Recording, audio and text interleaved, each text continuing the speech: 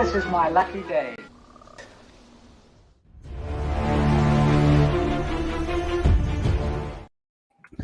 Hey there, and welcome to another episode of Rankum. We're doing a genre we've actually never done before, like doing drama of the 2010s, and this is one that's taken almost 200 episodes to eventually for people want to have it on the poll. But we're here, and over here we've got Caro. Caro, how's it going? Pretty good, pretty good. Yeah, this is going to be fun. It's discussing dramas of the 2010s. There won't be as much drama as in the behind the scenes of Don't Worry, Darling. No. It's not going to happen. There's no spitting involved or screaming matches or whatever like that. Well, maybe a few. I don't know. We'll see. But no, I'm having fun. And this was a daunting task, listing my personal favorite dramas because there's so many good ones that decade. I mean, 2010s is probably one of the best decades in film. So yeah, I mean, can't wait to talk about this. And also here we've got Jacob. Jacob, how's it going? It's going good now, but ask me in an hour and a half when we're probably still coming up with this list. And also we've got Chad. Chad, how's it going? It's going great. Things are about to get real dramatic up in here. I still have to, rep my one of my favorite dramas of all time. Doesn't count for this list, but still.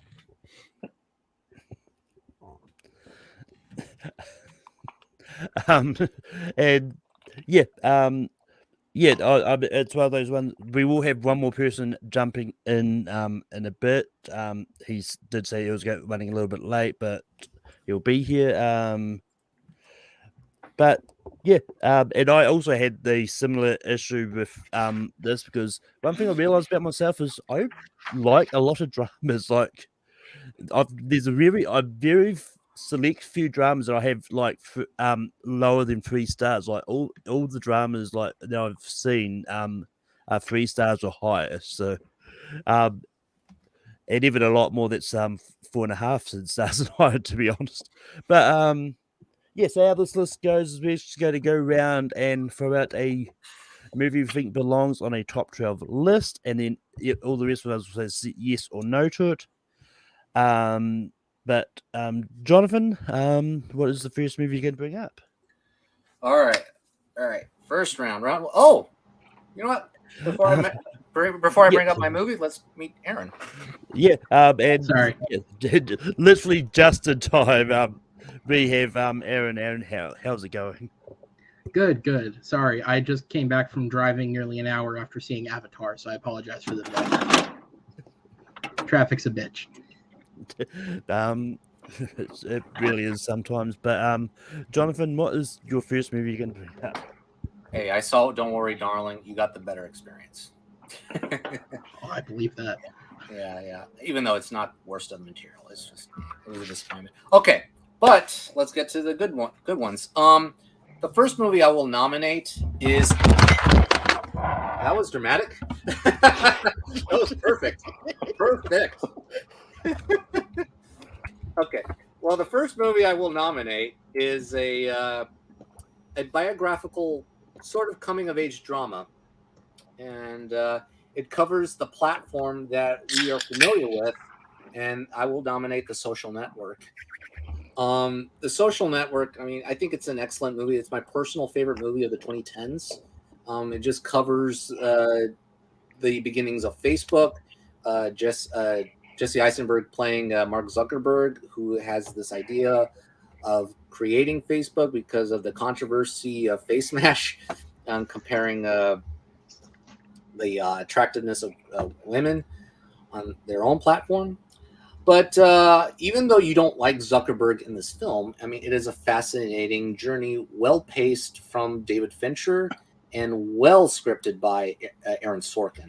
I mean, that movie, I could rewatch that movie any week. I mean, it's that good. I think it's an excellent movie, and I think it's a great drama in which a lot of things happen unfolding behind the scenes of Facebook. And even though it's not quite happy ending for many of the characters, I mean, it's satisfying that many of these people are still prospering and and got what they wanted, I guess. But yeah, The Social Network. Also, we've got Jacob. What do you say about The Social Network?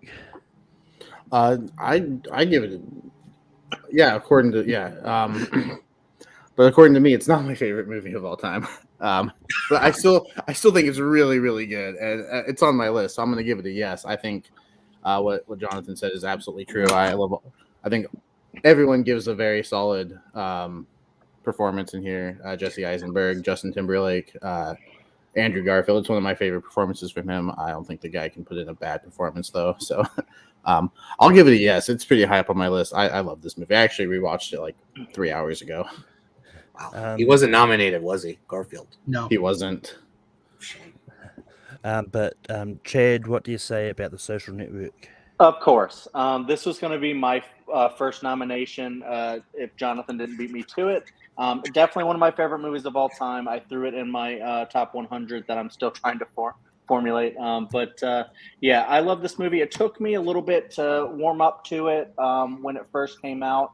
I didn't fall in love with it, but then I just watched it like 1 or 2 more times, and I was like, holy shit, this movie is just pretty much perfect. Just with like, scene structure and the dialogue. And I'm not even a huge David Fincher fan, really, but I love this film from him. So, when people ask me if I'm like a big Fincher fan, I'm like, but I do love The Social Network so much. All the performances, everything in it. And yeah, the dramatic aspects of it are very, very strong. Even though there's a cannibal in it, it is what it is. He was great, I guess. Yes, for sure. I have a feeling you're not referring to the chicken. No.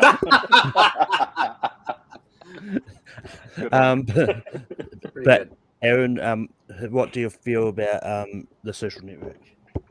Hey man, listen, art from artist, right? Armie Hammer, great actor, probably a horrible human being, but great actor.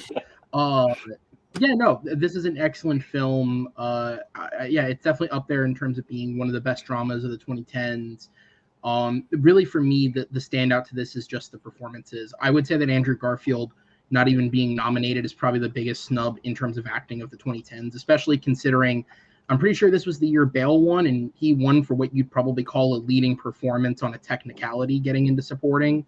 So I think the performances in this are what make it stand out, because Sorkin's dialogue, the way he writes things, if you don't deliver it well, it's going to make the movie very difficult to get through.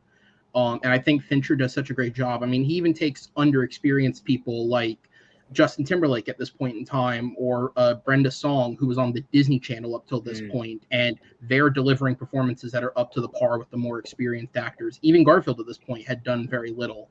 So I think that's a testament to Fincher as a director to get the actors there. Yeah. The story of how Lex Luthor basically stole Facebook is really and compelling.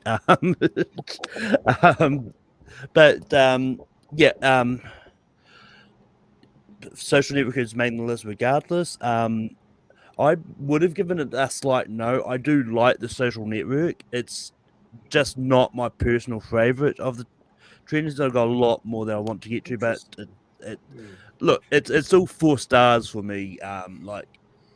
As I said at the start, like there's really a rare few dramas I actually really don't like. So there's just a lot of but Jacob, what is your first movie you're going to bring up? Let's see how this one goes. I'm going to bring up Blind Spotting. I love this movie.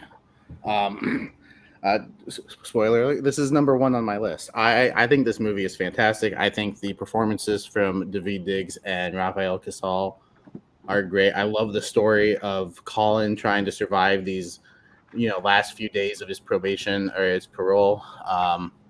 And it tackles racism. And I think, it's a movie that's, 5 years later or 4 years later, whenever it came out, most definitely still relevant.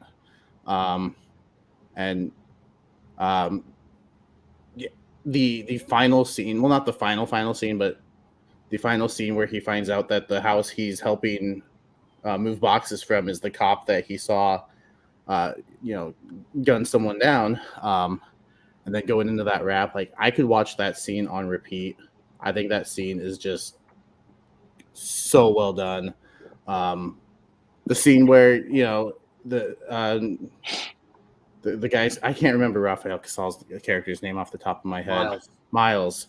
Where the scene where his kid finds his gun, and the mother's reaction. Like I think there's just so many dramatic moments in this. There's comedy to it, but I think it really leans into the drama, and it's just such a good movie. Like I love this movie. I rewatched it this week because I knew I was going to bring it up, and I was like, hey, I'm sort of just feeling this movie, and like it was just as good as the first time I watched it. Like this movie is fantastic.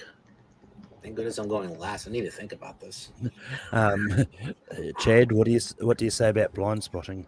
No, that was exactly my thought as well. Like, I got to think about this because that movie is fantastic. But then I'm like, there's only 12 spots, and I haven't seen that movie since it came out. But that's not like to say that it's not great, because I loved it when it came out.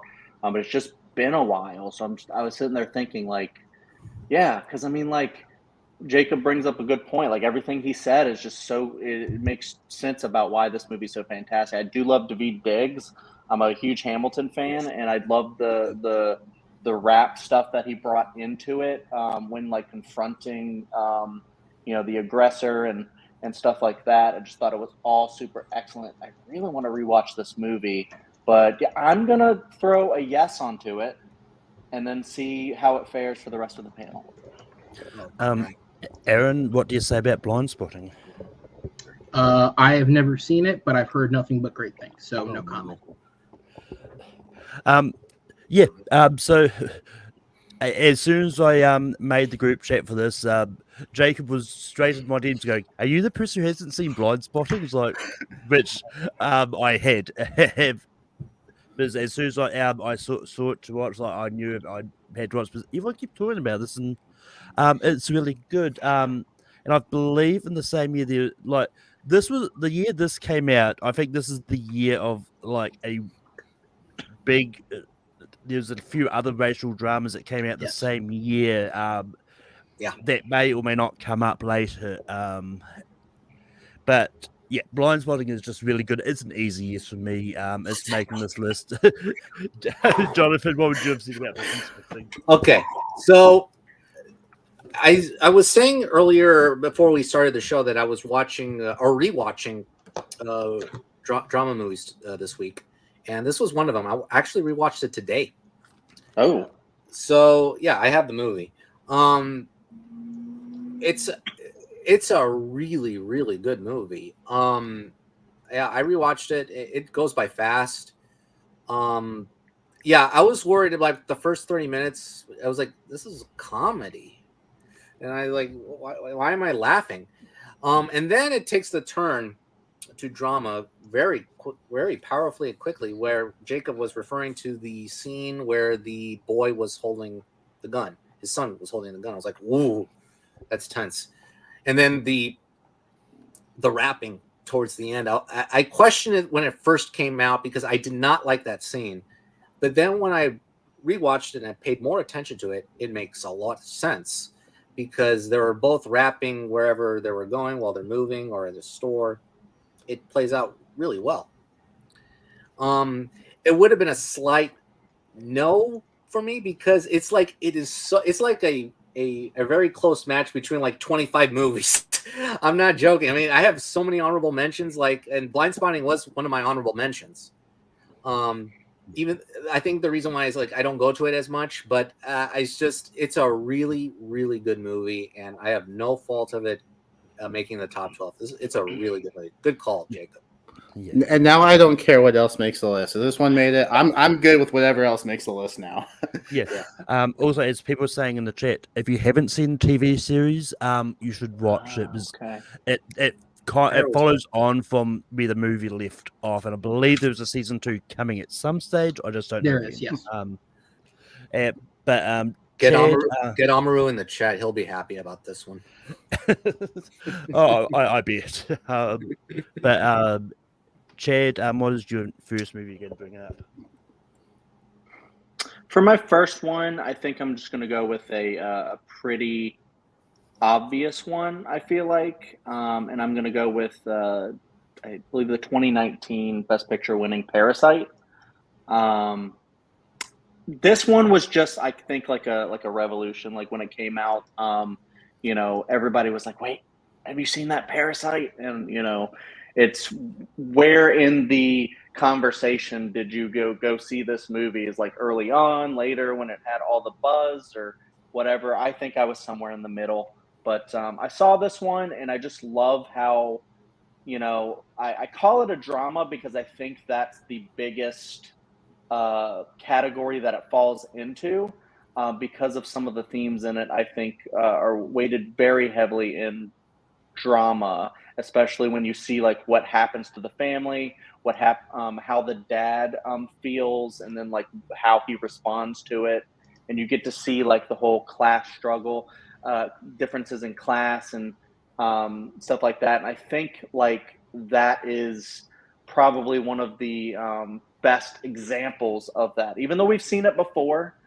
and stuff like that, I think this one more than like another movie that could get brought up by Bong Joon Ho and other. I think this is the one, like his masterpiece, and it falls into so many different kind of genres too. You're always like the first time you see it, you're always questioning, where is this going? Like, is this a horror movie? And you just like, I love how it keeps you guessing, and you think it could go anyways. But I feel like the biggest the genre it's in is drama. So, Parasite. Aaron, what do you say about Parasite? See, so with your like breakdown of all the different stuff that goes into it, I'd actually say no, because I've never viewed it as a drama. I think more than anything, it is a thriller, because the entire thing is built around the tension of, the actual act of what they're doing and if they're going to be caught. There's dramatic elements in it, just the same as there's comedic elements in it. And I think that great films do blend genres in that way. But as a base thing, I would call it a thriller, not a drama. That said, it's not like if it makes the list, it's going to riot. But yeah, as everybody else has said, drama is probably the most generic genre there is. So there's so many films that could funnel into it. I have about 30 myself that I would probably say yes to instantly, because I haven't really ranked them. But for me, Parasite, when you break it down compared to everything else, I don't actually think it's a drama. I would call it more of a thriller. So no. And now I feel like we're in the movie battleground. Check it out on TMG Entertainment. New episode tomorrow. Look, I think this list is what's going to come down to is like, is it drama? There's so many movies that like have drama as a genre, but yet they've got more prevalent genres attached to it as well. So it's always going to be this thing with this list. Is look, when it comes to Parasite, like, I'm not as love it as other people are. I do think it's a well-made movie. And I think when I watched it, the hype was still really high for it, so I went in with really high expectations. Like, it's a good movie. Like, and most people know me, and when it comes to foreign movies, like, I'm not going to rush out and see them. But if they get a lot of hype like what Parasite did, I will check them out and all that. But yeah, unfortunately, I'm going to say no to this. Caro, what do you say about Parasite? Chad, you and I are on the same page tonight so far, because this was my next nomination. Now I have to think about my next move. Excellent movie. I love this movie. This was my favorite film of 2019. I think it's a masterpiece. I classify it as drama because it deals more with the drama folding into the issues of class. And for example, there's a well-made scene where a flood is happening, and we see the family struggling to get their clothes and their objects from the house as the water's rising up. And you see that struggle, and it's very sad to see. And then later on, the next day, We see Song Kang-ho's character's anger boiling while he's driving, as the matriarch of the house is commenting about, oh, this was a good weather or whatever. But yeah, I think that's one key scene in that movie that works. And also, Alex mentioned it, the ambiguous ending. I don't think it's as ambiguous as I think. I think it's just dramatic enough for its heft that it just ends on a more tragic note than anticipated. But even though there's very little hope for this family, as one character is reaching for its goal, and but yeah, I think it's a great film. Yeah, it just juggles a lot of genres, but in the end, even though it's like comedy thriller, I think it's a little more of a drama to me. So, but yeah, I think Parasite should make the list. It's actually high up. So if that, Jacob, it falls on you. What do you say about Oh Parasite?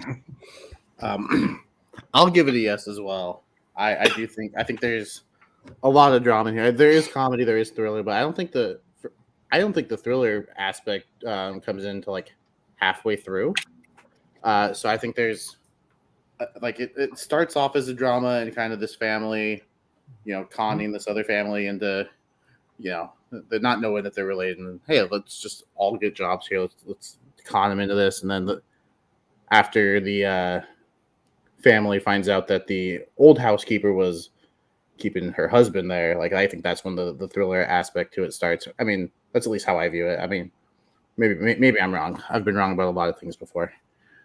I think the drama's there. The performances are all fantastic. Yeah, this it's gotten so much praise, and it's still a really good movie. I rewatched it today actually as well. Nice.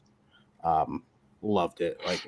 Yeah, I don't think there's anything bad to say about this. I get the arguments that, yeah, maybe it's not a drama, maybe it is more of a comedy thriller. But for me personally, I do consider it like drama is one of those leading genres for Parasite. So I'll give it a yes. But if that Parasite is going to make this list, Aaron, we move to you. What is your next nomination? All right, so I'm going to shoot for a movie that is personally one of my favorites of all time. Also, being a little bit younger, it's one of the first movies that I saw that was like, oh, this movie's being talked up for Oscar. So I went and saw it. Let's say by legal means, I saw it in a theater.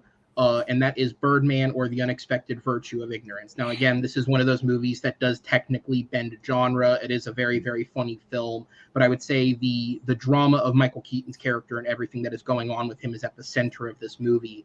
I think from like a screenplay and a character piece standpoint, every character in this is incredibly three-dimensional, or at least the ones that matter to the story. Michael Keaton, Edward Norton, Emma Stone. There's a lot of depth to these characters, and I think you could make a movie about each one of these people, but instead they're all here in this one story together.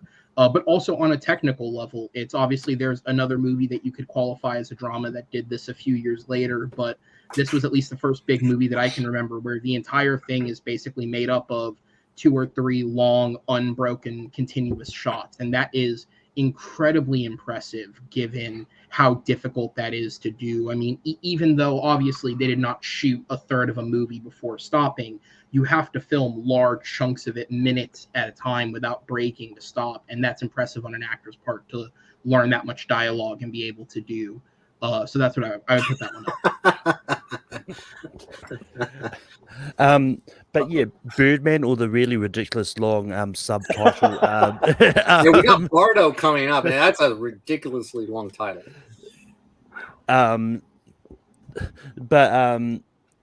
yeah, I haven't seen Birdman in ages, but this is one that I was meant to rewatch for this, but I just didn't get around to it.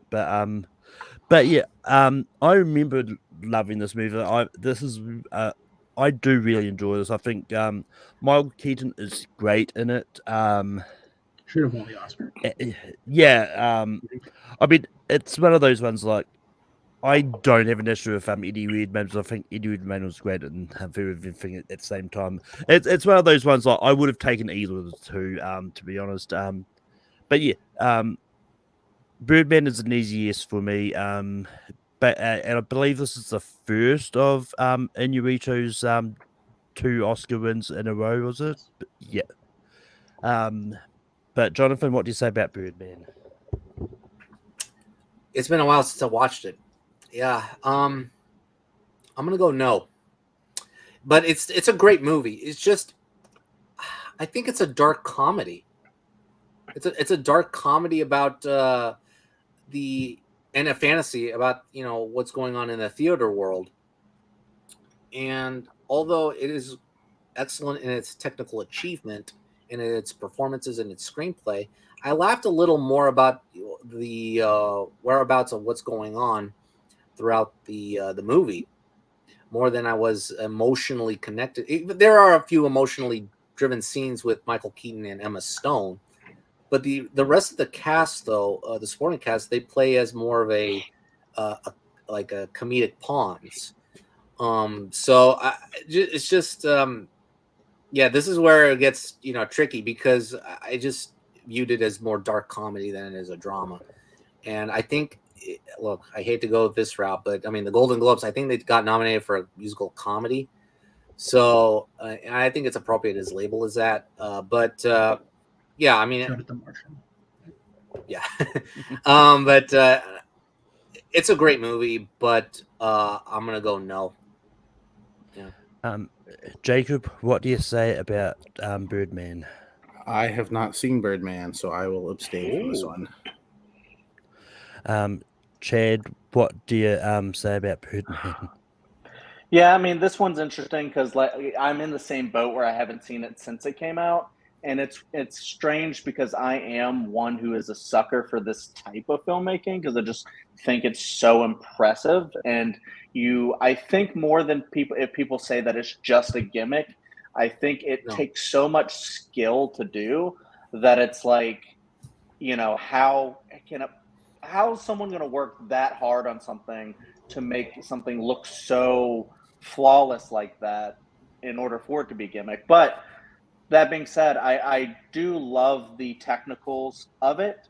I love the performance from Michael Keaton, like everyone's been saying, but I don't really think the actual story and the dramatic elements for me are that memorable for me to say that I think this is one of the greatest dramas of all time. Like if you had a list of top 12 like most like technical whatever, but even with that, like Aaron alluded to, there's another movie that I love even more that did the same thing. So I will say no for this one.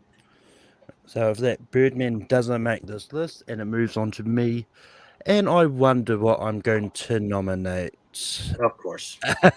But yeah, I don't know how this is going to go just because of the way the Birdman went, because this is very similar.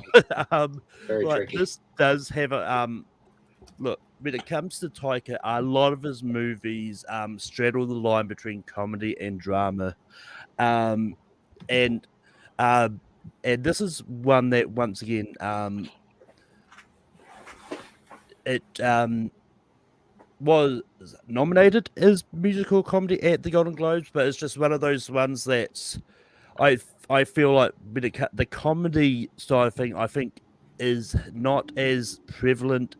I think the drama part of this is a lot, because like who didn't shed a tear at the scene where Jojo sees the boots and then those boots, then it scrolls up and you find out and it's just one of those heartbreaking things. And I think the drama does actually come out a little bit stronger in Jojo Rabbit than and all that. So yeah, I'm bringing up Jojo Rabbit.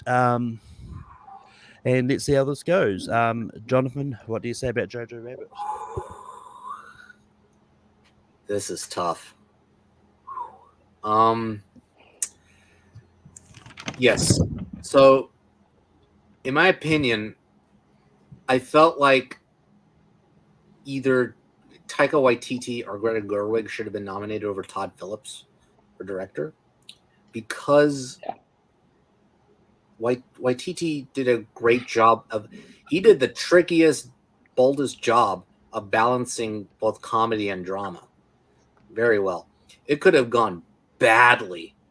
I mean, because you have an imaginary Hitler in the role. I mean, Waititi himself, and I was kind of I was kind of apprehensive of what it was going to be. But when I saw it, I was like, okay, all right, it's funny. And then when it hits hard. It hits really hard. And then it goes off with a bittersweet ending, bittersweet conclusion. This is a tough one. Yeah, this is a great movie.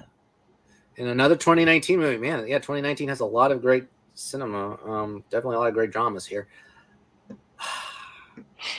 Unfortunately, I have it on my honorable mentions. But like I said before, if it goes on the list, I won't be mad at it because there's too many good movies on there, and this is one of them. So I'm gonna go no. Jacob, what do you say about Jojo Rabbit? I think this movie does. I think it does blend the comedy and drama really well, and I think it does lean into that drama a little bit more. But it's not one that I've gone back to since it came out. Whereas the ones that have made my list, I've rewatched several times, and maybe if we did this list at a later time and I've rewatched this, maybe I'd give it a yes. But for right now, I'm gonna go no. Chad, what do you say about Jojo Rabbit? I'm actually going to go a different direction. I would say yes to Jojo Rabbit, and the reason why is because I do think, even though I love a lot of other Taika movies, like What We Do in the Shadows, stuff like that, I think Jojo Rabbit's probably his best movie, and I think the reason why is that not only does this go more into drama, especially towards the end, than comedy, but I think the comedy serves the drama. Like the comedy of the movie helps build up the characters so well, makes you fall in love with like the relationship between him and his mom. And then when you find out the whole spoiler thing of what happens to his mom and a lot of that stuff, it really hits really hard. And the way, just like Malcolm was describing, the way he shows it, it's just so like, oh my God, what kind of a deal when it happens, but you're like really upset about it, obviously. And then I think Taika did maybe the second best way of blending Holocaust drama and comedy after Life is Beautiful. So yeah, I think this is one of the best movies of the 2010s. It just so happened that 2019, right? 2019 was just so stacked. Yeah. That this was probably like my third favorite of the year. But that being said, I still think it's one of the best. So I would say yes. Which means it falls on you, Aaron. What do you say about Jojo Rabbit? I think everything positive that needs to be said has been said, so I'll keep it short and sweet. Yes. And with that, Jojo Rabbit is making this list, and we go back to Jonathan. Okay. All right. So I thought about, okay, this is where it gets tricky now, because now I have to pick dramas that I think classify with other genres, but I'm gonna save. You know what? I'm gonna save that one for later. I'm gonna go easy and again, and I'm just gonna nominate what's on the thumbnail. Whiplash. It's an excellent movie. J.K. Simmons is terrifying as Fletcher. Miles Teller gives, I think, his best performance still of his career. It's just scary to see that type of quote unquote inspiration behind that determination of being the best jazz drummer he can be. Like, oh God, what's the drummer's name? Buddy Rich. There you go. Yeah, I mean, you see that blood and sweat and tears onto other people's faces where they're trying to perform their best.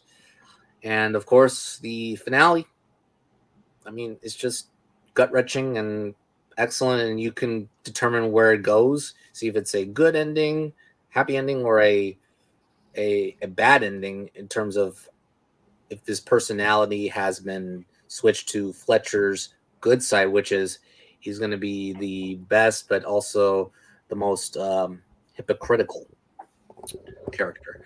So yeah, Whiplash. I think this is a great film. Yeah. Jacob, what do you say about Whiplash? I will keep this short and simple as well. What Jonathan said, yes. Like everything he said, like is my thoughts exactly on this movie. So, yes. Chad, what do you say about Whiplash?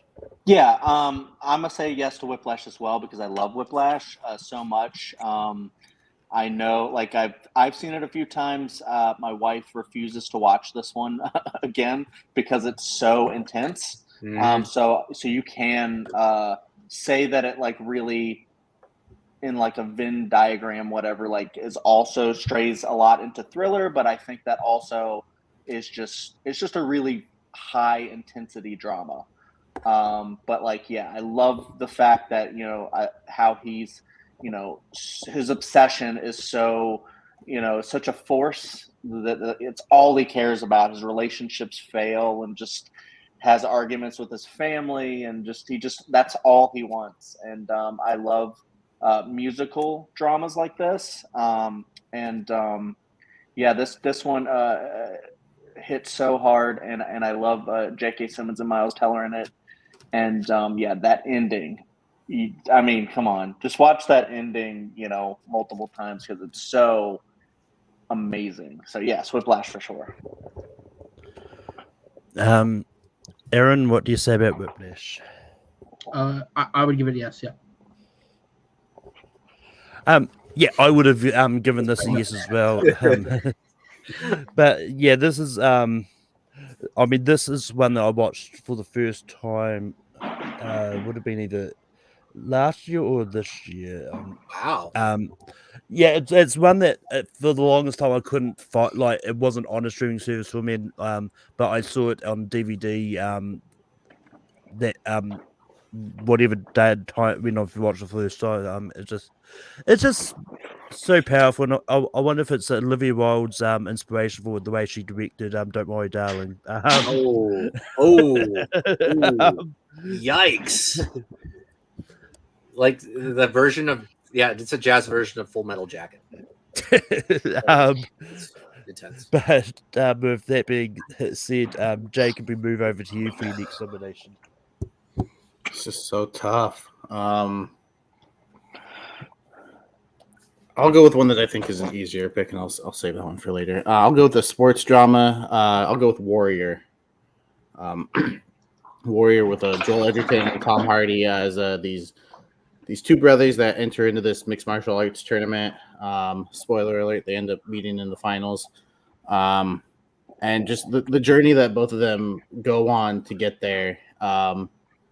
And like, we don't even see them interact till I think they get to the tournament. So, we kind of see the connection with the dad played by Nick Nolte, who I think is fantastic. I think all three are fantastic in this. And shout out to Kurt Angle, who I think has one of the greatest non-speaking roles that I've seen. He just shows up and does what he does best, which is, wrestle and fight. And yeah, I think it's fantastic. I think all the performances are great, and just kind of the different stories for both brothers blending into one that I think is just a really good watch. So I'll go with Warrior. Apparently things are falling over in Chad's house, but Chad, what do you say about Warrior? It's just it's just some cats fighting. It's intense over here. Maybe not as Warrior. They heard mixed martial arts and they were like, all right, let's go. They heard it. So no, but yeah, this is one I've heard so many things about, and I've always meant to watch this. Did I? No, there was another steelbook that I got. The Fighter. That was another different one that I confused the two of, and I haven't seen either. No, I haven't seen it, so I have to abstain. Wow. It's on HBO Max if you have HBO Max. All right, I have no excuse then. I'm sorry. Get to it. He's going right now. Hey, HBO Max, It's gonna watch it. HBO Max, come and sponsor us. We're giving you shout outs. Although in saying that, I don't know if I want them after they cancel everything. But Aaron, what do you say about Rory? Get as much sponsorship money before they cancel that service. Never seen it. Sorry. Oh man. I have seen Rory.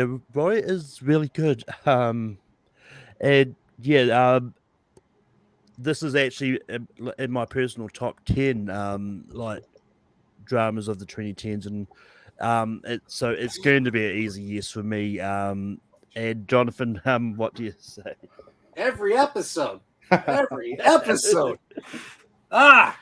Okay. I have seen it. Now, the 4 movies, I have locks before we did it. I said there were 4 movies I had locked. We did 2 of them.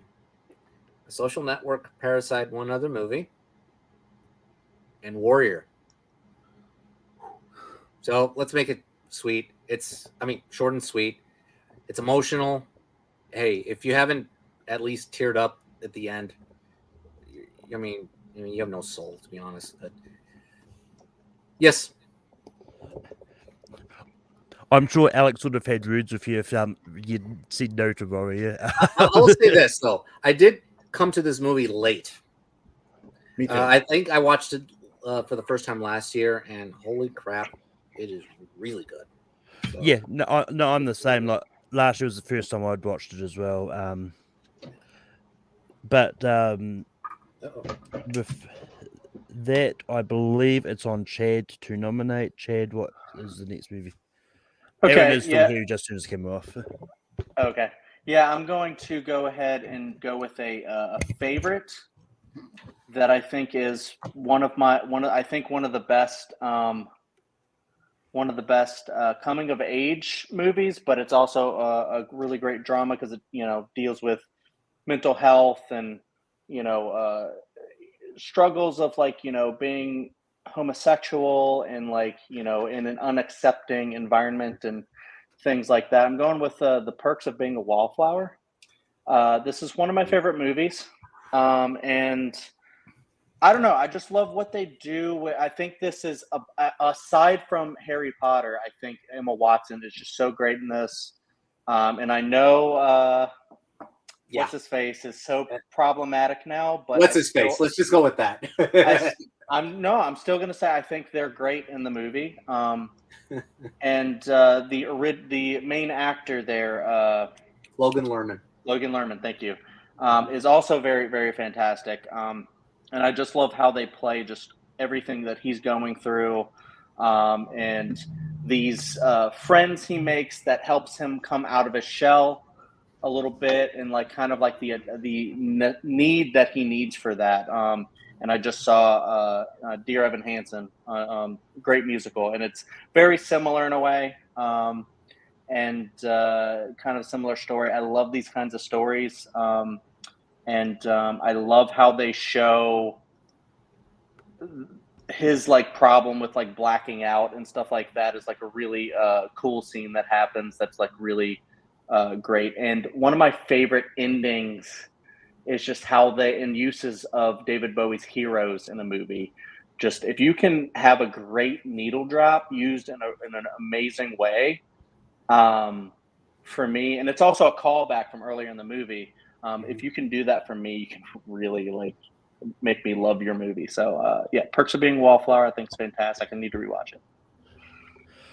Aaron, what do you say about Perks of Being a Wallflower? The first thing I'll say is when you were describing and setting up the movie, I never realized that when you described that film by way of Ezra Miller's plotline, it sounds a hell of a lot like Moonlight, which is what I thought you were about to say. Yeah, I'd say yeah. I think it's a good movie. I think it's one of the best, if not the best, of the coming of age drama, which is a subgenre within just the grand scheme of genre. And to be fair, there were a lot of great ones throughout the 2010s, but I'd say at least one of them should be a representative for the bunch, and Perks of Being a Wallflower is a great option. Yeah, Like when it comes to Perks of Being a Wallflower, look, this is one of those movies that I do like. I think it is a good movie. And it's just, and I mean, when it comes to Emma Watson's she's been in a lot of great dramas since Harry Potter. Another one may or may not come up later. But yeah, I'm going to give this a slight no though, just because I think there's a lot more dramas for me personally that I think are better. But yeah, Jonathan, what do you say about Perks of Being a Wallflower?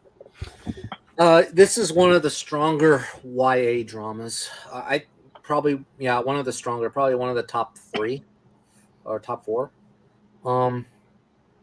Boy, you picked another one of my honorable mentions. Boy, you made it a little shorter for me. But again, I gotta go slight no. I mean, there's so many great dramas in the decade. It's just, it is tough.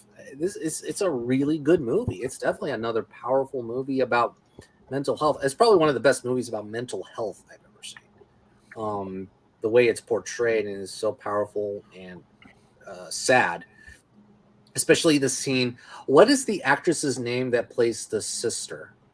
I don't remember. The CW. It's a CW actress. I forgot her name. But that's May Whitman. No. That's the girlfriend. Nina Dobrev is it? Yes, Nina Dobrev. Yes, that's her name. No, that scene where he's on the phone with her, that almost gets me every time. Where she utters his name for the potential final time that he may hear, and who is like, you don't know where it's going after that, and you just worry for him, and thankfully it goes for the better after that. But boy, it almost made my personal list, but it is a really good movie that I highly recommend. But it's like the teeniest no for me, but it's like so close. It's a really good call, Chad, and it's a really good movie to watch. Which means it does fall on Jacob. What do you say about Perks of Being a Wallflower? I was really hoping it wouldn't fall on me either. Man. Because until Jojo Rabbit made it in, this was my number 12. And Jojo Rabbit wasn't in my top 12. Yeah. Man. So now I'm looking at it as like, if one of these other ones doesn't make it, am I going to be okay with it? Dang. You know what? I'm leaning towards yes, so I'll go yes. It was like 15th. It was like 14th and 15th, right there for me. That does make it in the list, and we move to Aaron. I'm good with it. All right. All right, I'm gonna go for another. Let's see how this works out. I'm gonna go for another genre kind of bending one that I think there's a more obvious one that people would want to define this as a part of, but in the grand context of everything that's in that genre, I think this is the movie that comes closest to being a legitimate drama that you could watch just for the story within it, and that is going to be the 2017 film Logan. I think even more than The Dark Knight, this to me, because I know The Dark Knight is the one that everybody looks to. For me, Logan is the film in the comic book genre that stands out as this is far and away the best product they've ever put together. From the direction by James Mangold, truly getting to show what he can do after kind of being held back by an arm with the Wolverine, to the screenplay, which obviously went on to become an Oscar-nominated screenplay, the first for a comic book film, and to date, the only Oscar-nominated screenplay for a comic book film. To Hugh Jackman's incredible performance, to Daphne Keane being a relatively inexperienced actress playing a major role, to Patrick Stewart, who, in my opinion, was actually the snub of the film. A lot of people said that Hugh Jackman should have been nominated. I think it's Patrick Stewart. He delivers so much more. And every part of this film, even when you look at all the smaller characters, Boyd Holbrook, I believe it's Richard Grant, right, plays the villain, even Stephen Merchant playing Taliban. Like, every part of this film is working on a 10 out of 10 level to the point where they genuinely make you care about, or at least they made me care about, like Eric LaSalle's family, which in any other movie would be this little 5-minute detour before they get back on the road. But instead it ends in the worst way possible and delivers this emotional punch. I think more than any other film in this whole wide genre, Logan is the film that gets the absolute drama part of it right. You watch this movie for the characters, for their interactions, for the story of what's happening, and the fact that you get a cool action sequence at the end is just a bonus for this film. It's not the thing you're looking forward to. That said, I have to step out for just a second, so I will let you guys get to that. But yeah, but yeah, this is one of those ones that before we went live, we were just really cryptically referencing this. Not sure if it was, but yeah. Look, when it comes to Logan, like there was a very few superhero movies that I thought legitimately could be classed as drama. This is probably the only one that I would argue that it was, because there is a lot of really good dramatic elements here, but you do have the whole plot of Logan and Professor X. You got Logan sort of learning how to be a father and all that. Well, yes, you got the standard action superhero stuff. I think the drama does shine in this. I'm going to give this a slight yes. Jonathan, what do you say about Logan? Oh shit. Okay. Yeah. Okay. Out of the superhero movies, this was the only one I listed as questionable if it's a drama, because it is so powerful in dealing with loss and family. Actually, it really does handle family quite well, and because there's a scene where they are having dinner with the family, and it basically is a reflection of of Professor X dealing with not just their students. It's basically a family of mutants in his past. I love this movie.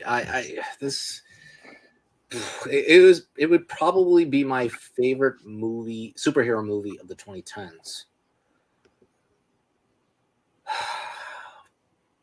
I don't have it in my top 12 or honorable mentions, but it's going to be that rare case where I'm going to improvise. I'm going to say yes. Yeah.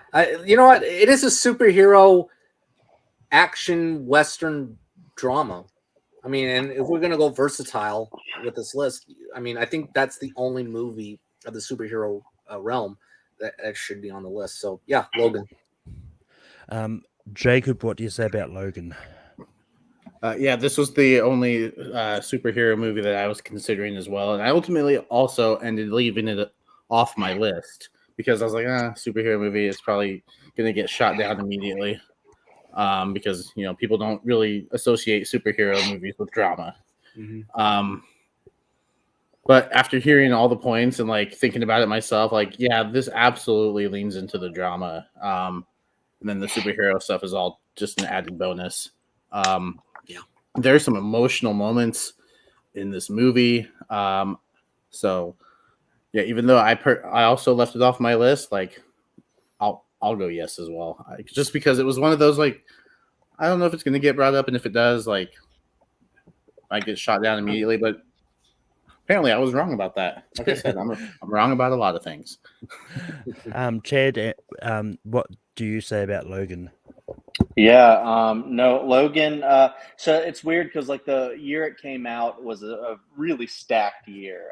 But I still would have said that I thought this could have been a really great Best Picture nomination for just like to help other genres like comic book movies, horror, and the Get Out was nominated that year. So which is great. A lot of it could have been another like talking point, like comic book movies. But all that aside, yeah, no, I totally agree. I'm not as like strict with my genres as like some people are.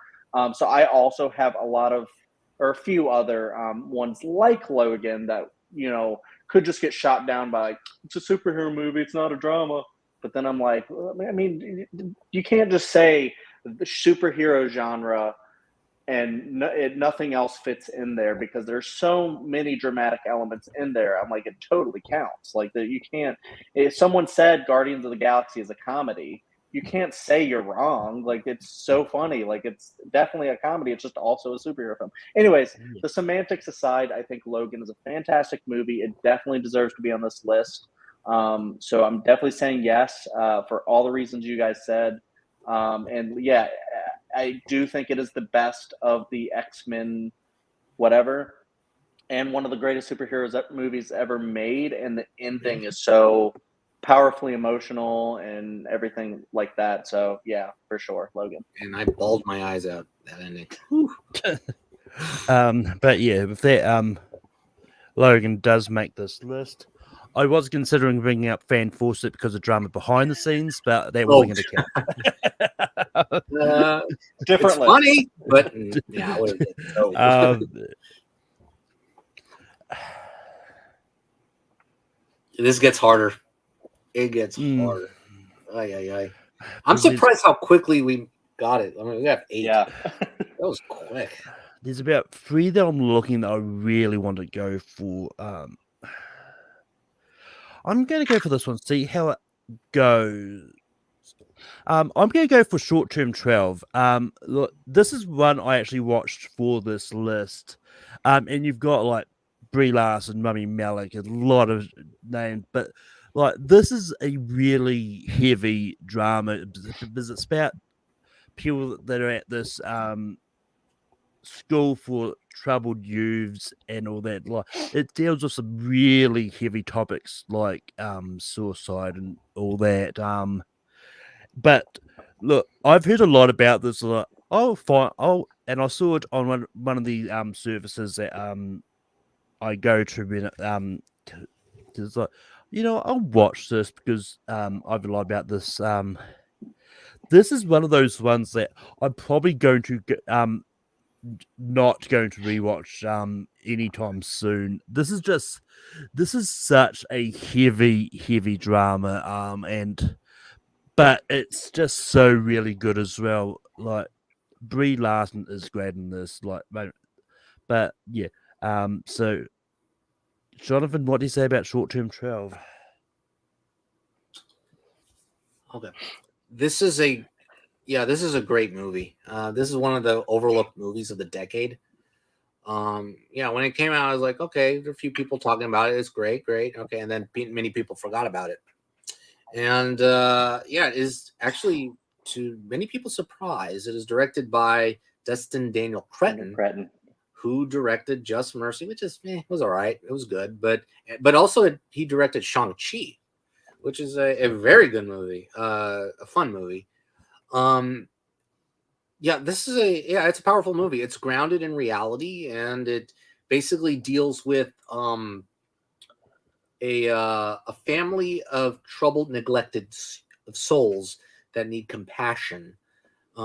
Even if it's from counselors or supervisors, they're basically a family with similar troubled pasts, like Larson's character. That's why I love this movie, because almost each character has a story to tell in their background.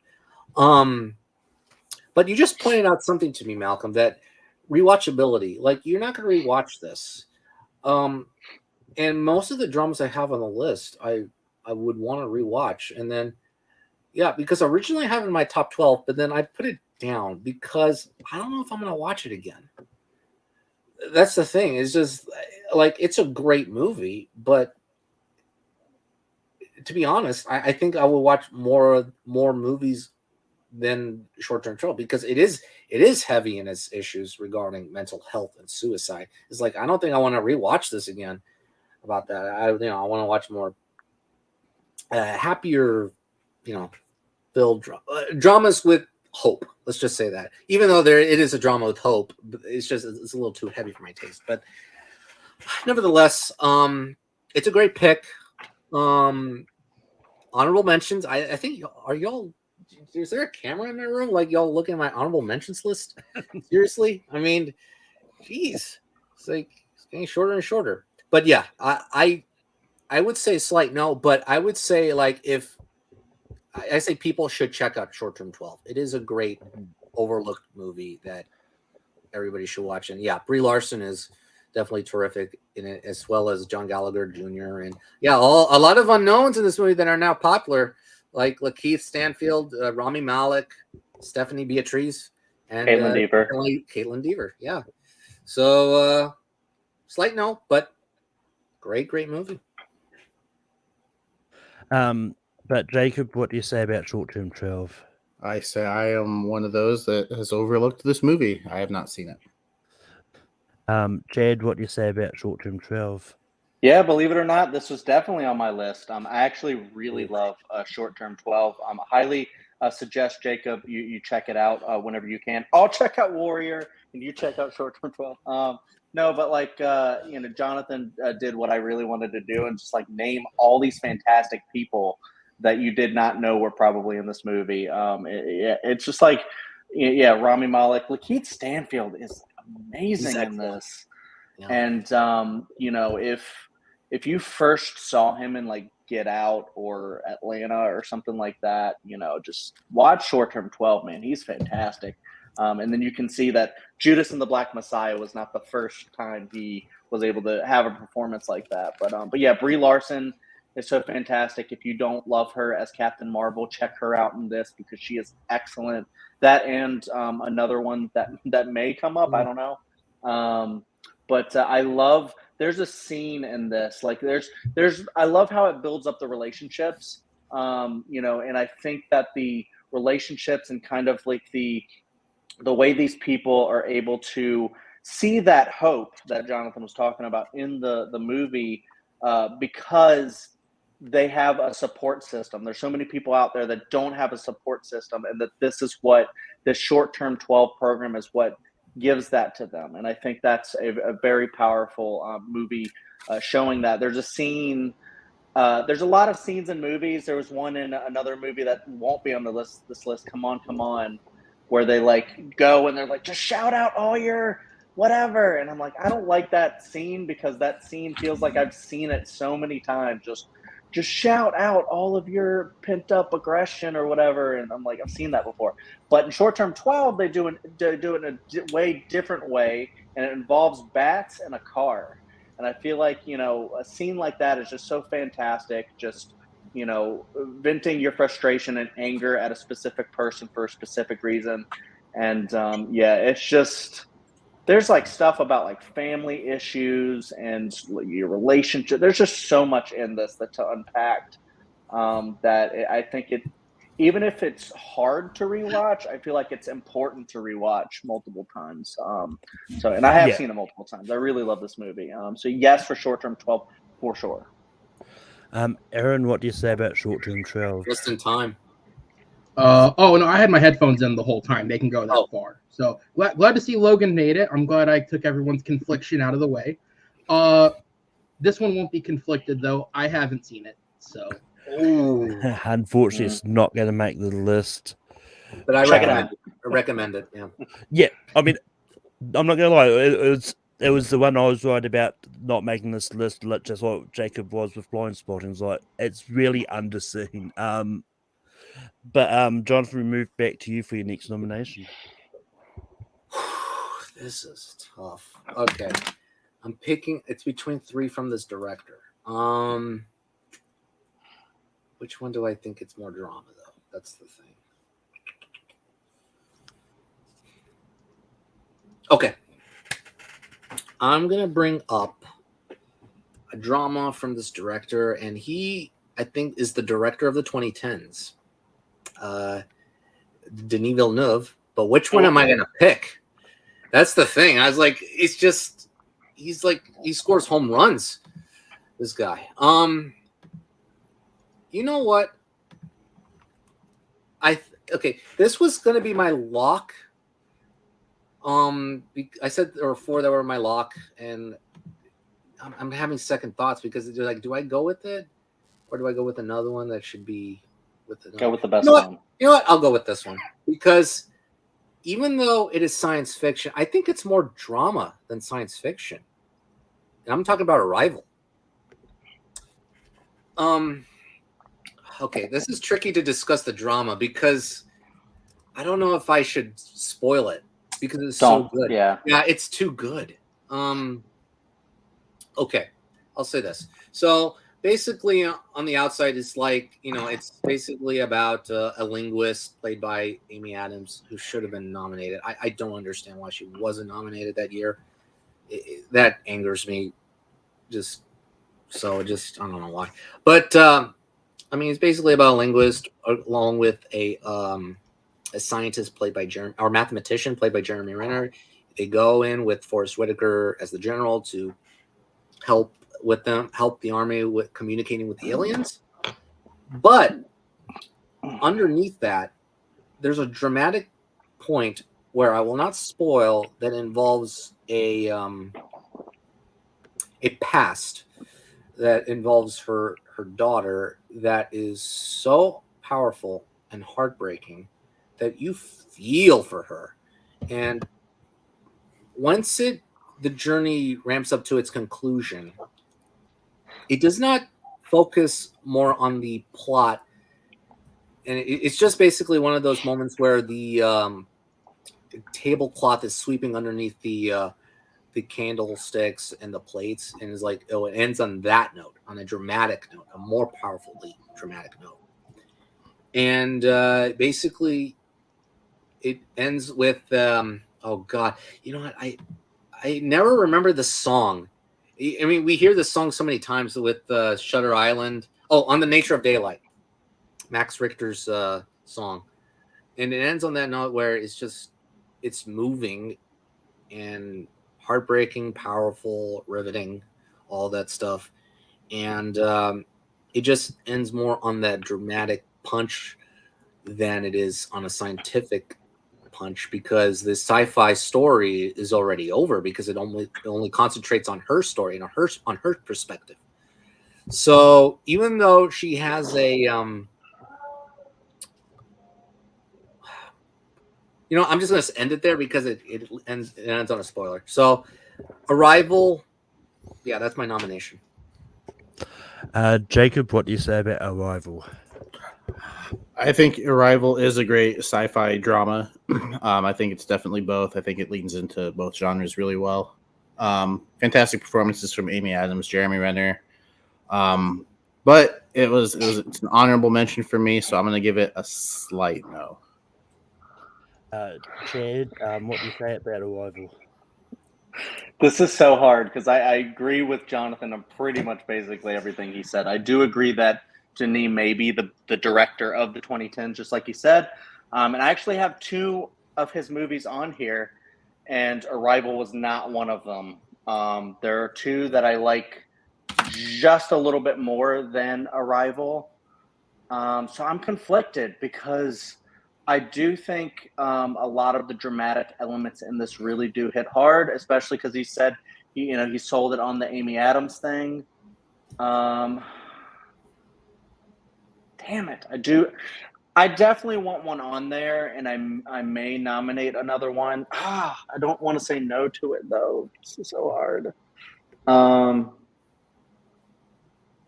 Yeah, I'm gonna say no for now, and I'll be happy if it still makes it.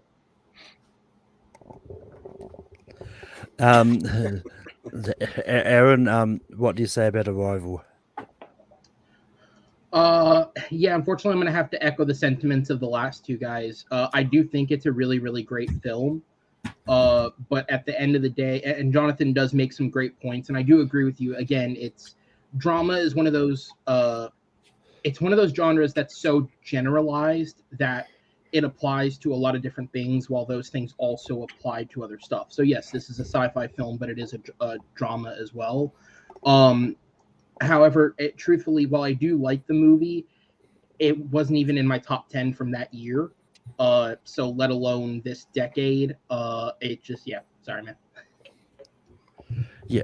I know if Austin Pierce Howes was there, he would say no in a heartbeat. He wouldn't have to say any reasons because we know why.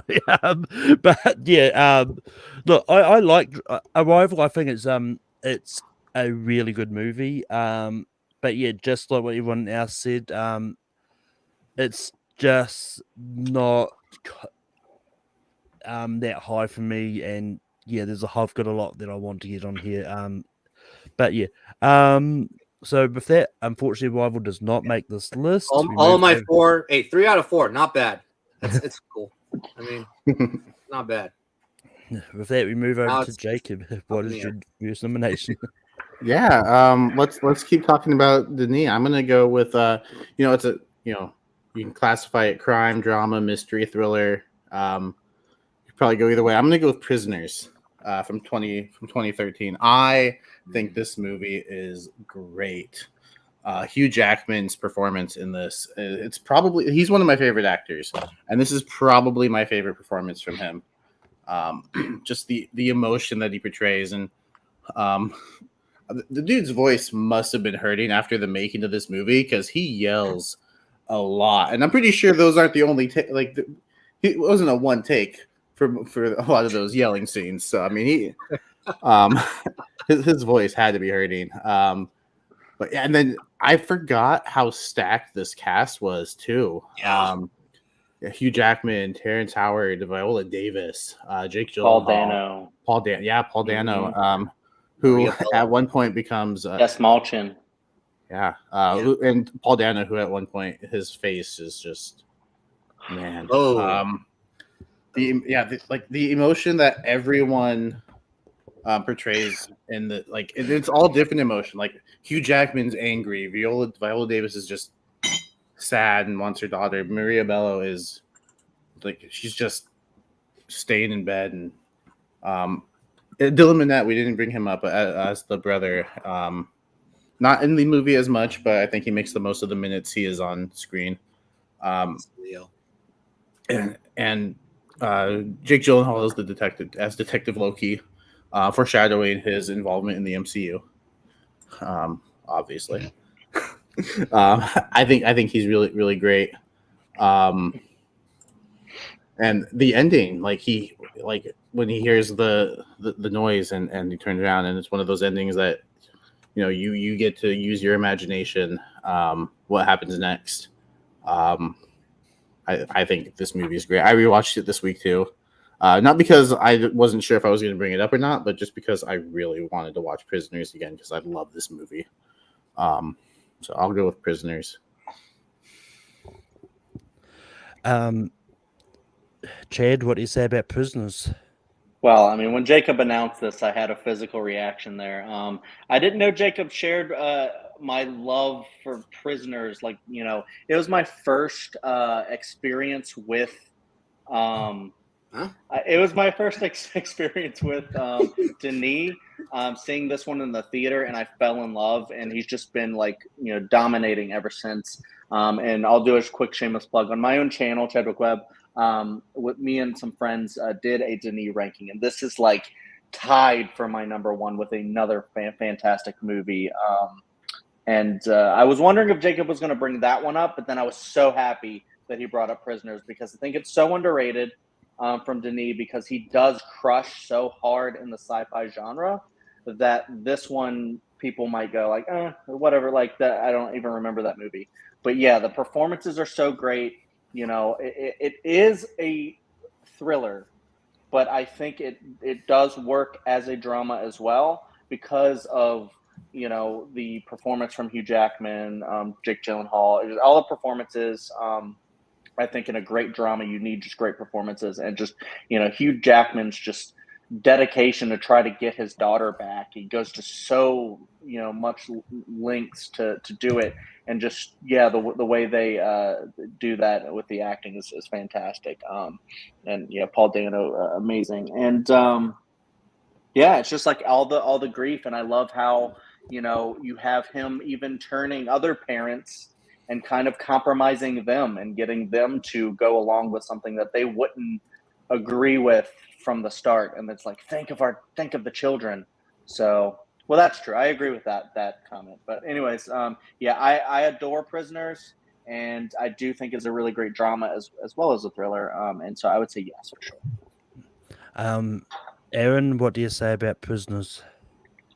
See, I don't feel bad going with my heart on this one because I feel like it'll make it anyways. But similar as what I said to Parasite before, I've always seen this as very much a thriller because I don't know, to me a thriller inherently has dramatic elements in it, but something to me is a thriller when it's encased in some kind of tense situation, right? And obviously, the entire movie is centered around them attempting to locate the kidnapped daughters. So yeah, for me, I've just always viewed it as more of a thriller that has some incredible performances. So again, that's not to take away from the quality of the film, nor all the great things you guys said about it, but it's more of a classification thing that I would go no. So for the longest time, I thought Prisoners was Denis Villeneuve's first movie, but it actually wasn't. It was a movie called August 32nd on Earth. Yeah. And for what it's worth, not to plug the show again, but for a movie battleground match that I myself had to debate in, I had to watch 2 of the movies that came out before this one for Denis. There's some good stuff in there if you guys aren't aware of his foreign stuff or his previous Especially Polytechnique. It's fantastic, yeah. That's one of the 2 that I had to, yeah, it's a great film. Ensemble, yeah. Yeah. I mean, this is like, I really do like. I've liked Prisoners. I think it's a good movie. But just like No. yeah. Unfortunately, the thriller comes out a little bit stronger for me. And I mean, look, I like, yeah. Once again, I like Prisoners. It's not my favorite Denis movie. My favorite hasn't been mentioned yet, but it's just one of those ones that so I'm going to say no, unfortunately. Jonathan, what do you say about Prisoners? Denis, no. Ugh. Okay, boy, it's my shot. Okay, so yeah, obviously, again, I would say like Denis V, director of the 2010s. Yes. It's like the closest race, and now Arrival's shot down, so now it's okay. And I thought about it, it's like I put Sicario on the list, but then the more I thought about it, it's like I think it's more crime. So, and I'm gonna replace Sicario with one because I think it's more crime thriller than it is a drama, even though there's some tense drama in it. And the first honorable mention I had was Prisoners. Prisoners is more of a drama. I think it's more of a drama than it is a thriller because it deals with the issue of mourning a potential lost child. You know, he or she could be dead in any reality. I mean, it's the worry of a concerned parent that I see as the drama. Then it is the investigation, and that's where Hugh Jackman. I'm sorry, Alex. I know it's a tough movie to watch as well, but the Hugh Jackman's performance is the one that conveys the whole. I know, right? It's like apples and oranges, right? No, what was I saying? Okay, no, Hugh Jackman's performance is the key to this whole movie because he plays a concerned parent with also alcoholic issues. The background in his past, you know, he's just worried that he's lost his child so hard that he basically tortures Dano for information. And yeah, those brutal scenes are the ones that, you know, it's very hard to watch. And I think those are the scenes that almost got him the NC-17 rating because it's so brutal and violent that it's going to be easy to look away. However, I think that element of a worrying about a lost child, I think that's the dramatic aspect that carries the whole movie and carries into the thriller aspect, the investigation that Jake Gyllenhaal is performing quite well, movingly. I mean, there is a scene of frustration that is so realistic that any one of us can convey it in a cubicle or on our desk where I don't know if I would destroy my keyboard. I mean, I think I would waste some money on the keyboard, but you know what? Denis should be on the list. I'm gonna go yes. Prisoners. But yeah, I completely forgot where the votes are at. It would make it if it's 3. Jacob, Jack, 3. and myself. 3-2 for 3-2. Yep. So Prisoners is going to make this list. I feel like I should address. No one is saying that this is a bad movie. We're just saying that it may not belong on this very hyper-specific particular list. It's an excellent film. Yeah. Yeah, I mean, look, again, it's apples and oranges. It's very tough. And yeah, and you know what? I forgot about Prisoners on my list of names of movies I was naming. I was like, oh, fudge. I forgot about this movie. And then, you know what? Honorable mention. And then, nope. You know what? Prisoners. So, yeah. And again, Denis should be on the list. I mean, he has made some fantastic dramas. 2010's. Okay. So we might have a special guest in a minute. Oh, no.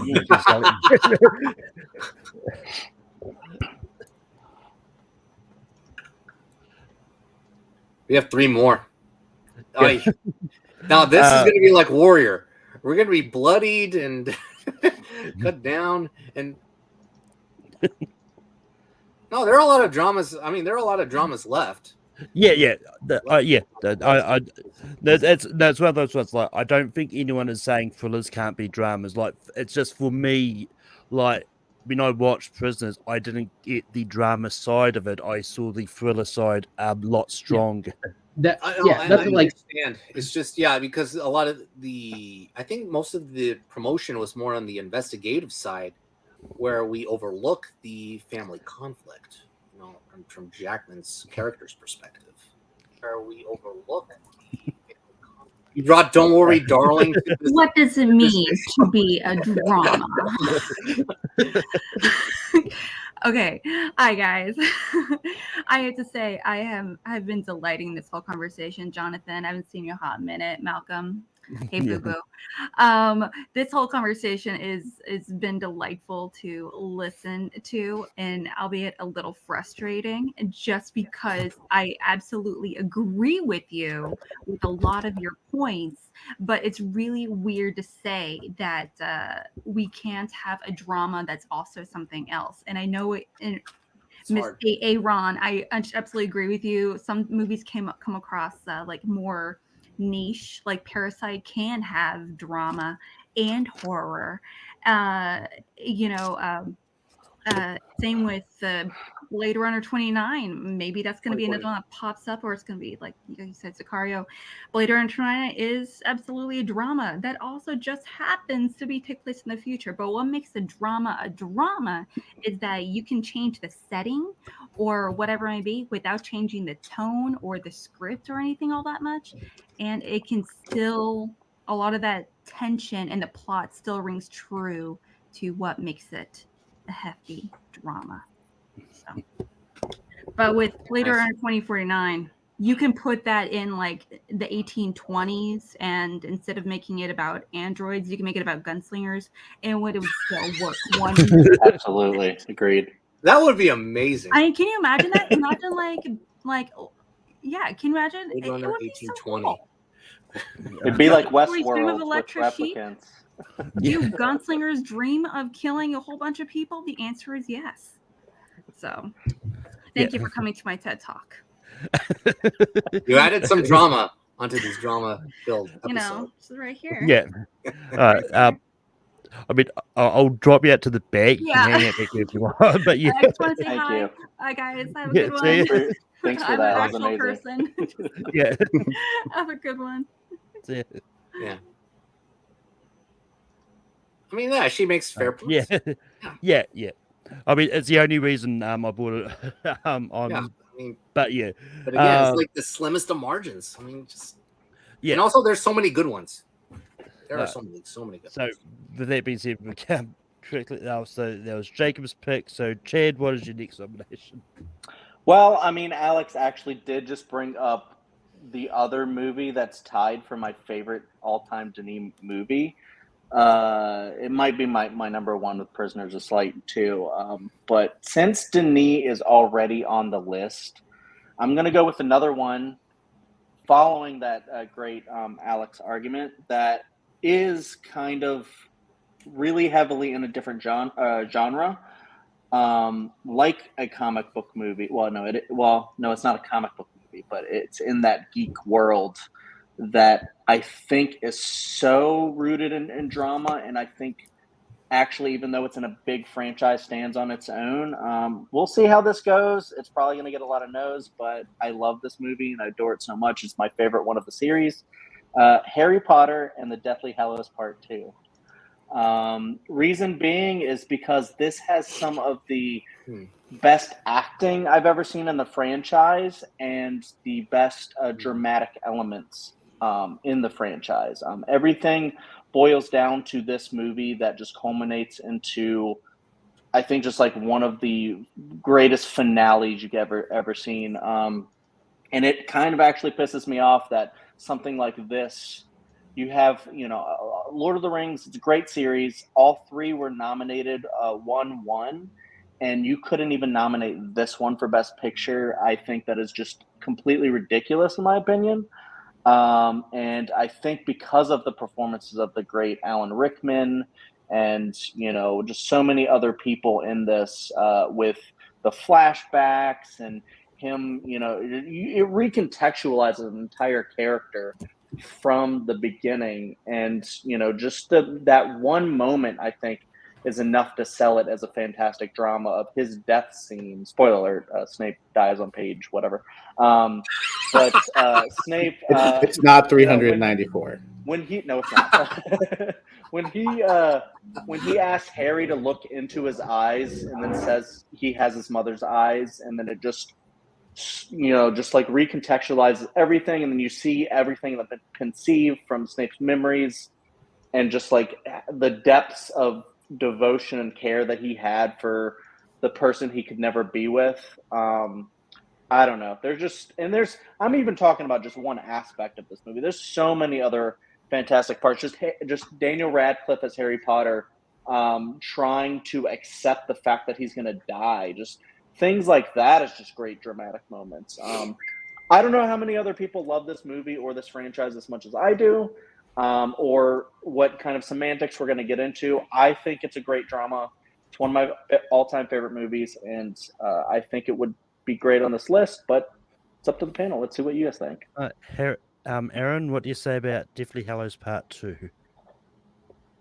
So recently I've actually been going through and rewatching these movies because I realized I hadn't actually watched through them all in a very long time. And I agree with everything that you said on the point of it's the same thing with me bringing up Logan earlier, right? Just because something is in a perceived, like it's a almost like a culture genre type of, it's that type of movie, doesn't mean it can't be a good drama. There are other films in this franchise where I would agree with you, but Deathly Hallows Part 2 is not one of them. There are great dramatic moments within this film, and specifically, yes, the scene you mentioned with Snape is one of the best in the franchise, but this film specifically, the vast majority of it is an action sequence. It's an action film, I would say, more than anything else. And again, Alex makes some great points, and again, it's all very semantical, but at the end of the day, we're talking about 10 years of cinema, and we're putting together the 12 best films, something that to me does not even stand out as a drama film ahead of anything. It's an action film with some great performances, which anything can kind of fall into that, if you know what I mean. There are a lot of great movies that are a lot of great other things that have great dramatic performances or great scenes. To me, this is an action film. The vast majority of it opens with the it smash cuts basically and gets right into the vault stuff at the bank. That's an action sequence. Then we go back to Hogwarts. We have the brief chase sequence in the village. Then we have a little bit in the bar. Then we get to Hogwarts. That's an action sequence. The one with Snape. Then the actual first fight. The one in the room of requirement. The one in when you look at the beats of the movie, it's an action sequence. It's an action film with some great little scenes within it. Like obviously most of these films wouldn't qualify because they weren't released in the 2010s. I thought about that comment after I made it, but I would actually say Deathly Hallows Part 1 is much more of a drama than Part 2 is. Whether or not it's a better film, that's up to the person to decide, but there's a lot more of a breathing room within that film and a lot more dramatic moments within it. Yeah. So those that know me know I love my Harry Potter. And I'm not sure if Alex.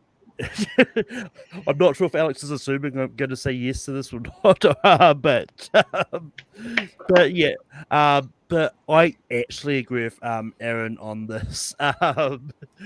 Had you said Deathly Hallows Part 1, that is probably more of a drama movie than Part 2 is. Like Another great yeah, film, yeah. but yeah, like yes, there's dramatic moments in Part 2. I'm not saying it isn't. But yeah, it's going to be a no for me.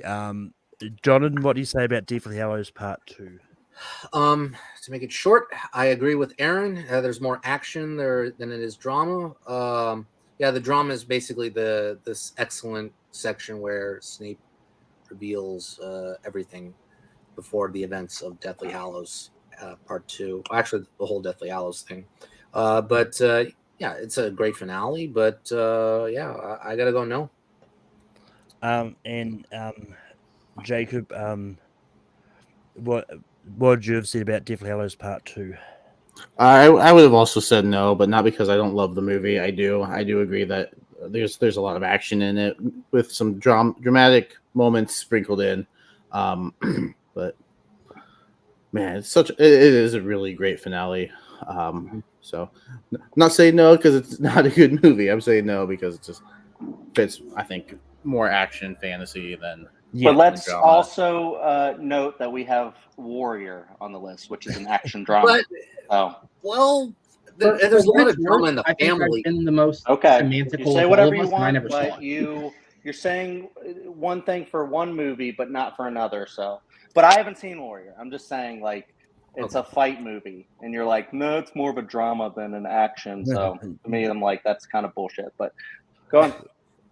I mean, let's face it, that's pretty much something about our comment section when I put this poll up tomorrow. But Aaron, what is your next nomination? All right, so there's been a lot of talk of semantics over the last couple of picks. I'm going to try and clear that one up as much as humanly possible by picking the most depressing thing that I can possibly think of. I'm going to go with Manchester by the Sea. I think this movie is one of the best examples of acting over the 2010s, whether it be from Casey Affleck or Lucas Hedges or Michelle Williams. Thank you. Even to the few scenes that Kyle Chandler gets to have in this film. Obviously, spoilers, he's not a part of the active plot. He is the plot, actually. So I think this movie is a great example of acting over the course of like a movie, right? All of these characters are going through these intense emotional feelings and dealing with these intense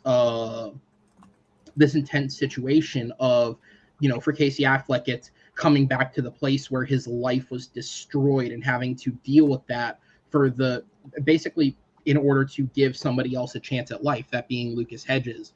And I mean, if anything alone, I think Casey Affleck's performance in the scene where he's at the police station and he attempts to kill himself is one of the best just acting moments of the 2010s, because there's dialogue in the scene, but there's so little dialogue from him, and it's just all in the face. You see everything that he is going through in that moment leading up to where he attempts to do it, and it's such a powerful piece of acting that I would put it up there.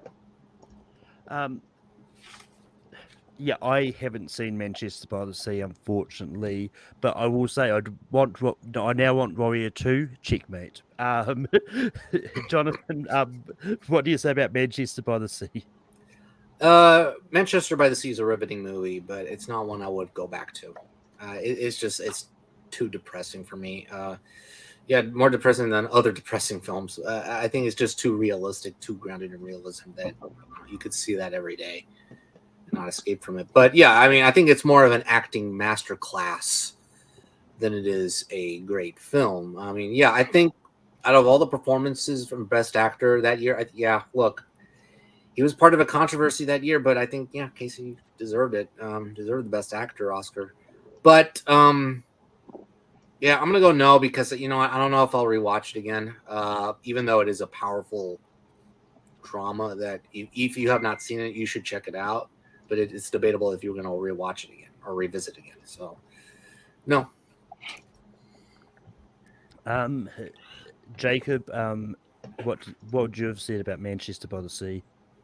Yeah, it's a powerful movie. It's a hard watch, and one that I haven't rewatched since the first time I've seen it, and one that I don't know if I'm going to. So rewatchability does play a big part for me, and so I'll give it a no, but not because it's not a good movie, like I've said for all the ones I've said no to.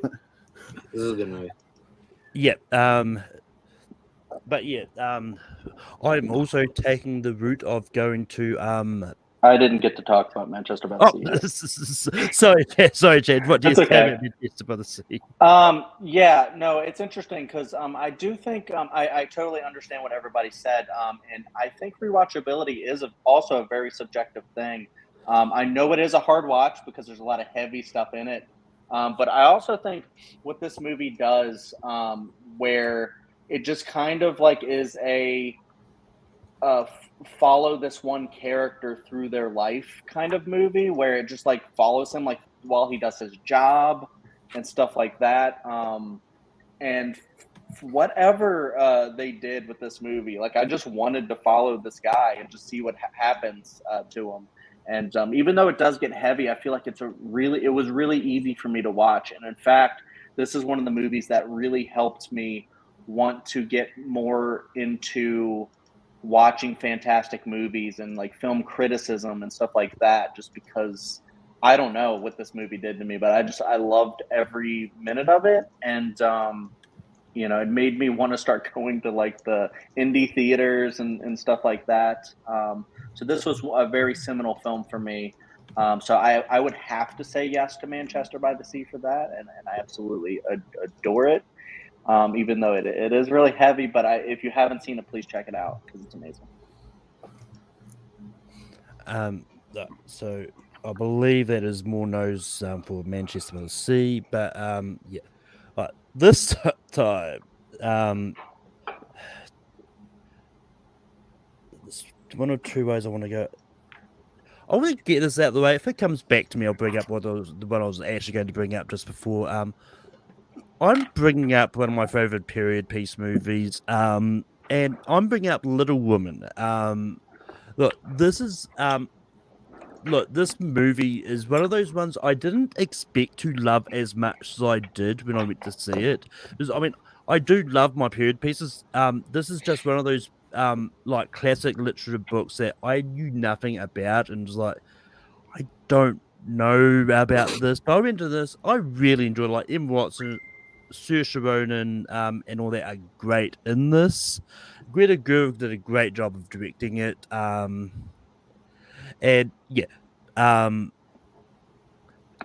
so I'm curious to see how this goes. Jonathan, what do you say about Little Women?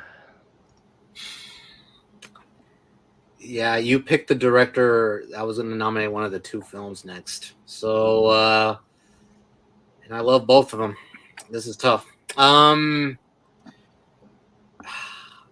I think that in terms of the movie that I am mentioning, I think that one's a little more comedy than it is a drama. Whereas this one, Little Women, is more drama. And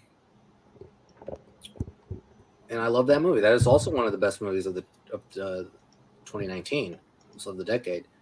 And going into it, I was worried about Gerwig because, like, oh, here we go, another version of Little Women. Oh, I wonder when this is going to go. And then I watched it and I loved it.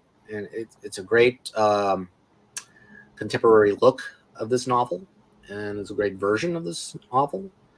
And the performances are all great across the board. And hey, has Florence Pugh in it. Hey, and Saoirse Ronan is excellent in this movie as well. I mean, she has a great monologue about women in general. I have it another honorable mention. But you know what? I'm gonna switch that one that I mentioned from Gerwig's other film, and I'm gonna put that there. So I'm gonna give it a yes. Jacob, what do you say about Little Woman? I think I need to give this a rewatch because I'm not high on it as high on it as most people are. I thought it was good. I think all the performances are good. I mean, I don't think it's a terrible movie. I think it's really good. I don't know. It's just not one that I'm like gonna go back to. But maybe now I will, since it's maybe I need to give it a rewatch, kind of. But I'll give it a no. But again, not because it's a bad movie. It's just not one of my personal top 12. Chad, what do you say about Little Woman? Yeah, I'm actually more in line with Jacob here, just because I adore Greta, and I'm actually very, very excited for the Barbie movie, just because she's Yeah, me behind the too. wheel. Yeah. And I believe Ryan Gosling or other people have said it's probably like the greatest script they've ever read. I'm like, what? Okay, I'm in. Sweet. But Greta, like whatever she's doing, acting, like in Frances Ha and just like all these other movies, I adore her so much. But I also, this is probably one of my weaker ones. I feel like, and I feel like I've heard. I haven't seen any other version of Little Women, but I've heard other people say like there might be other like better versions. And I also don't love Saoirse Ronan as a lead in it. Like I actually really prefer Florence Pugh. But she was also great. Maybe you could say like she's kind of a lead too. But anyways, all that I just don't really think it is that memorable of a film amongst every. It's just like another adaptation, even if it is a very, very good one. Yeah, I feel like I wouldn't really go back to it as much as others. So I'm gonna give it a slight no too. Aaron, what do you say about Little Woman? Lots of great points made, but yes. And if that Little Woman does Wow. make this list, I'm surprised this made the list. I was like, okay. I just to say how much I was shocked that this impressed me. I went and saw this movie with my mom because she didn't want to go to the theaters alone, and it ended up making number 10 in my top 10 of that year. It's legit. It's very impressive. and with that, we've got 2 spots left. Jonathan, we go back to you. Oh boy. God, so many good ones. I have 2 crime dramas. And, yeah, I don't think Little Women 2022. There's another one that I know about. Okay. I have 2 crime dramas that are fighting for it. Okay. I have not brought up this director yet, and I think it is time that I make a case that it is more drama than it is a crime film because it follows a character's journey. Martin Scorsese's The Irishman. Yeah.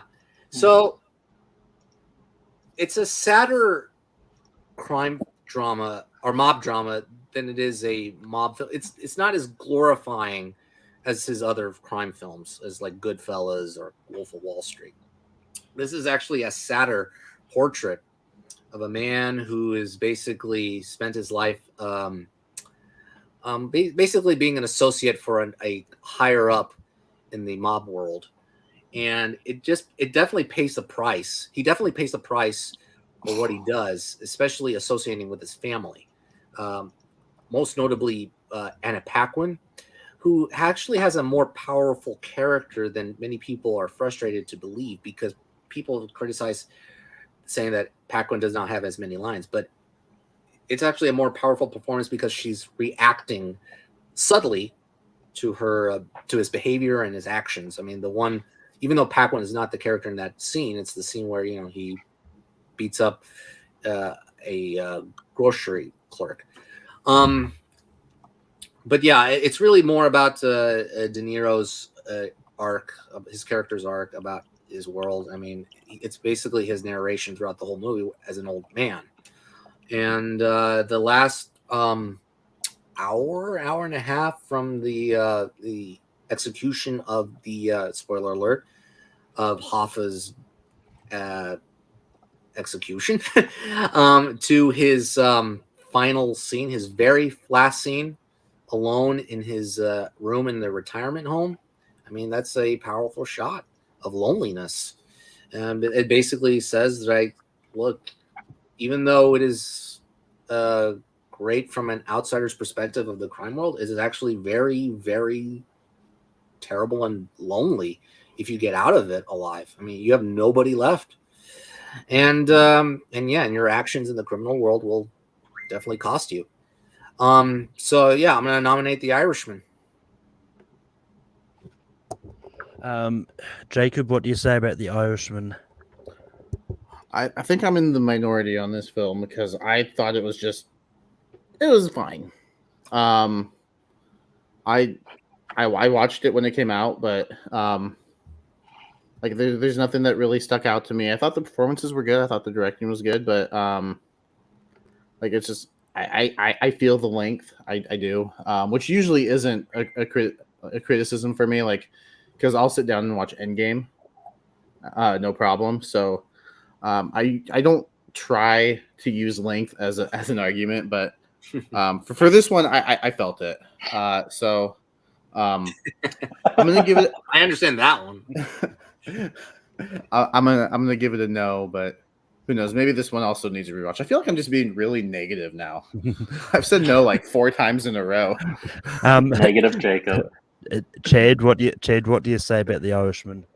No, I mean I respect Jonathan's love for it and his attempt at a drama argument here, and I don't think he's wrong. Even though this is probably more of like a crime film than a drama, I think it does have heavy dramatic elements. And even though it is, with Scorsese's words, a film of considerable length, I owe it another watch.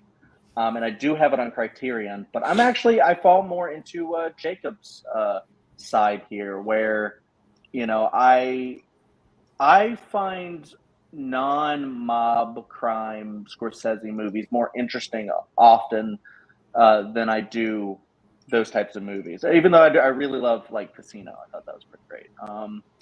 But yeah, this one, it is so long, so it's like one I don't really return to, and this is longer than Endgame, by the way. But yeah, By about 30. I would. Yeah. Right. I would say, this. I would just say no. Yeah, I'll just leave it at that. Aaron, what do you say about The Irishman? Yeah, for what it's worth, I don't, again, as the guy who's probably been the most semantical out of everyone here tonight, I don't think you have to make much of an argument to say that this is a drama, because you're right, it is much more of a character study than it is about the active actions that they are taking in the crime world. And for what it's worth, I also agree with, I saw Dylan's comment there about how the last hour is, it's a really, when you look at the fact that Scorsese has spent his entire career going back and forth between crime and gangster films, I think it is a really interesting look at the evolution of kind of his thoughts on everything as a whole. That said, before that incredible final hour-ish, there's 2.5 hours of a movie that's just fine. So if it takes an entire movie's length to get to a movie that's brilliant, but the rest of it is just fine, overall, it's not one of the best of the decade. Yeah. Bless you.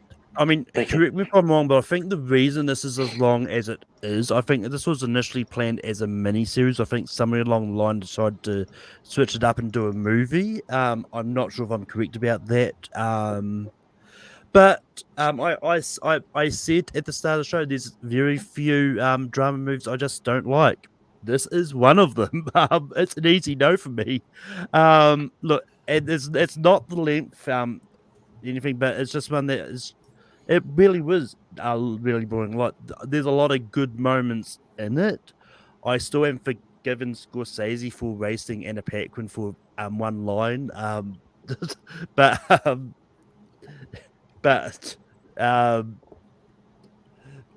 yeah, it's just been one of those ones that, well, I might rewatch it at some stage, but this is one that I just don't really want to go back and rewatch. But Jacob, we move to you for your next nomination. Now I'm upset. Yeah. No, I'm just kidding. Go ahead. No, keep going. Sorry. I'm gonna go for a Western drama, and I'm gonna try for Django Unchained.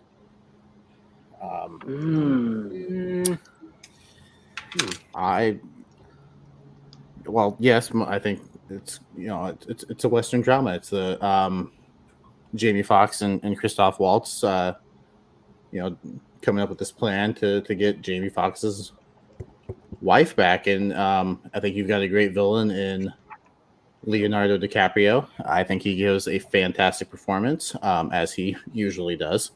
I think if Denis the director of the 2010s, I think there's an argument made for Leonardo DiCaprio to be the actor of the 2010s. Yeah.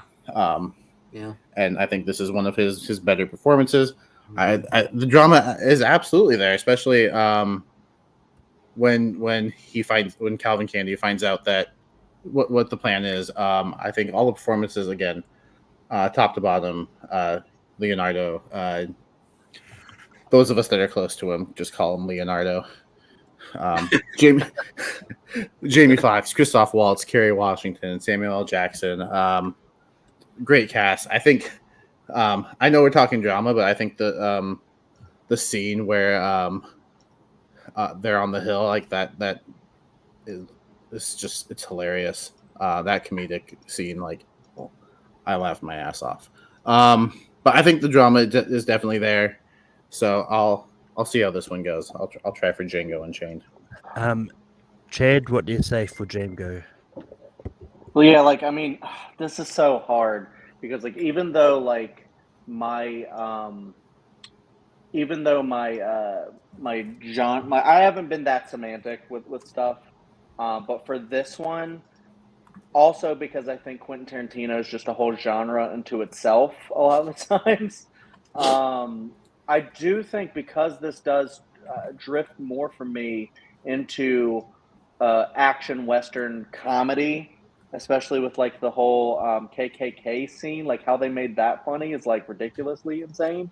And just a lot of this movie is really funny with Christoph Waltz and stuff like that. I feel like the dramatic elements are not as abundant, and even when it is dramatic, I feel like it drifts more into action and comedy, even in those scenes with the fast zoom ins and stuff like that and whatnot. But yeah, great movie, great performances. On my other show, Picture This, I did say this was the best movie of that year, or at least of the best picture slate. Mm-hmm. So yeah, my no on this is just for semantics. Yeah, Aaron, I know you've got to bounce soon, but what are your thoughts on Django? If you need to plug anything, you can feel free to plug anything. Yeah, guys, I apologize for having to bounce early. When I said yes, I was completely free, and then a scheduling thing happened, so I had to record something right after this. So yeah, I appreciate you guys for having me on. I always love doing this, and I'd love to come back on. I've always joked that I like to cause controversy. This is the first time I think I've ever said something that would bring someone from the audience into the show. So I appreciate taking it up to the next level. I gotta one up it every time. So I appreciate that. That said, you know what? I'm gonna throw out the yes. I agree with Chad. It blends a lot of different genres in one. But I'm leaving, so it's more fun to throw in the yes and see what happens when I'm gone. That said, the only real thing that I can plug is Movie Battleground over on TMG Entertainment. If you guys like the friendlier discussion that happens here, over there it's more competitive movie debating. Chad, Jacob, and Malcolm are all competitors. They either have matches coming up or just had matches air. I myself, if for some reason you like listening to me speak, I also recently had a match air in which I played somebody. So go ahead and check that out. Again, the channel is TMG Entertainment. The show is Movie Battleground. Malcolm, Jonathan, Jacob, Chad, thank you guys. Best of luck putting together the rest of this list. Who knows? Maybe I'll dip out and the next movie will get a complete yes because I'm not here to fuck it up. So, oh, and last thing, for what it's worth, Chad, your points about Harry Potter, for what it's worth, on your argument alone, I qualify the first, third, and sixth as dramas, just not the eighth. Yeah. See you guys. Go to hell.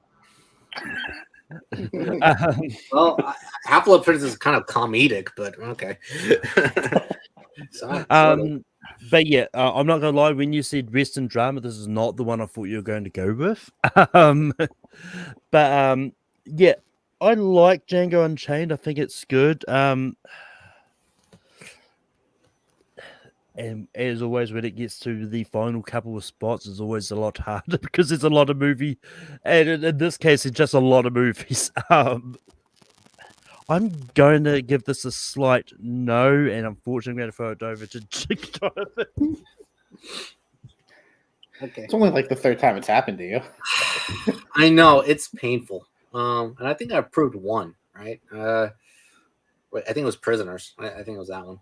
But yeah, I gotta go semantics. I'm sorry. I love this movie, but I love it to pieces. But I could classify it as more Western action than it is a drama. Yeah, there are elements of drama for sure.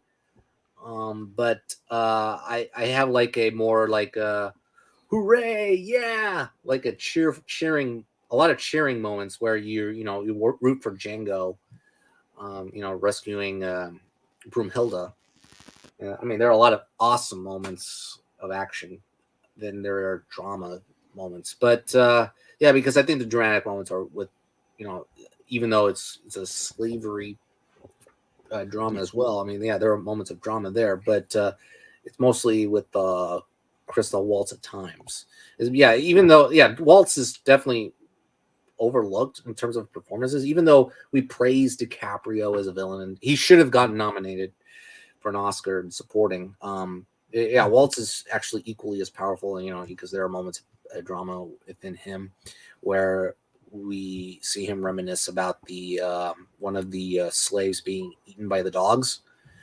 So, but great movie, but unfortunately, I have to say no. I mean, it's more of a Western action. So, all fair points, but you're wrong. The one thing I would say is now that we're down to 4, it's going to come down to the other 3. The person nominating will get to say the movie nominated, but it's going to come down to the other 3 if it makes the list. Just because we've got an even amount of people, but yeah. Cool. Chad. Wait, who's next? Oh yeah, That was Jacob. So Chad, Yeah, what's your next movie? Yeah, this is hard. I should have been thinking about this as we were going around. I think what I'm gonna do is I'm gonna go back to what I was thinking about before I brought up Harry Potter, and because there's a lot on here that I just don't know how many people have seen, and I don't want to throw out, especially with so few people on the panel now. I don't want to throw out some that I'm like, that's a great drama, and then haven't seen it, and then I'm going to go so I'm going to go with one that I think is fantastic. It's already been brought up by Alex, Blade Runner 2049. I feel like if I didn't bring this one up, and I know I already said Denis already on the list, so maybe he doesn't deserve. No, he deserves to be. Whether or not it's accepted is a different story. I don't know how other people fall on this one. I know this one bombed at the box office, but has since become like a very cult favorite.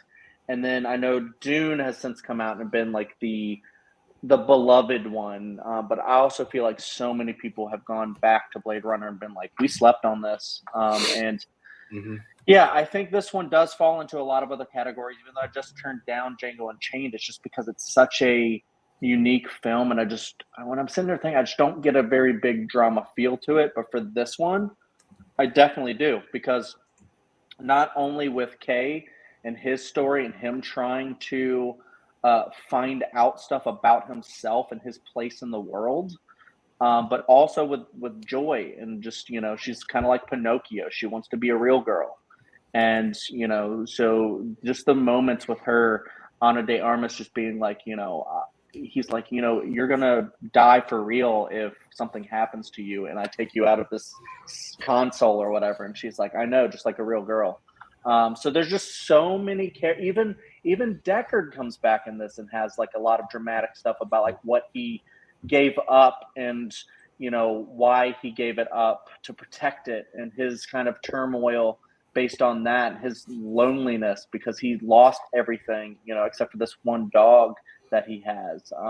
So just everybody in this movie has a moment of dramatic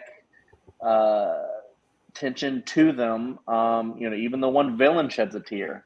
So there's just so much really heavy hitting drama in this great sci-fi epic that everyone should check out if you haven't seen it.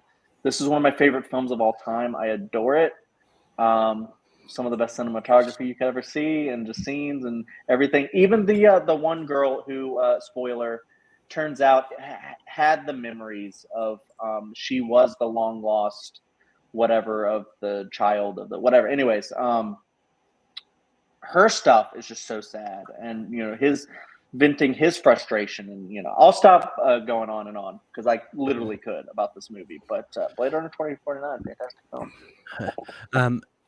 Yeah, Blade Runner 2049 is my favorite of Denis' filmography. I do like this movie, but unfortunately, there's a lot more dramas I like more than this, though. So, just for that reason, I'm going to say no. But I wouldn't be upset if it makes the list, to be honest.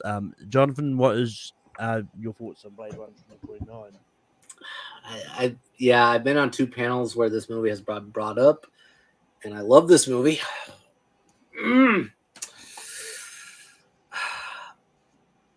Okay, I'm gonna go with slight yes, because the dramatic moments where it involves Kay and Deckard, they're more powerful than I anticipated, because the way the story has been delving with the replicant existence and also its future, and the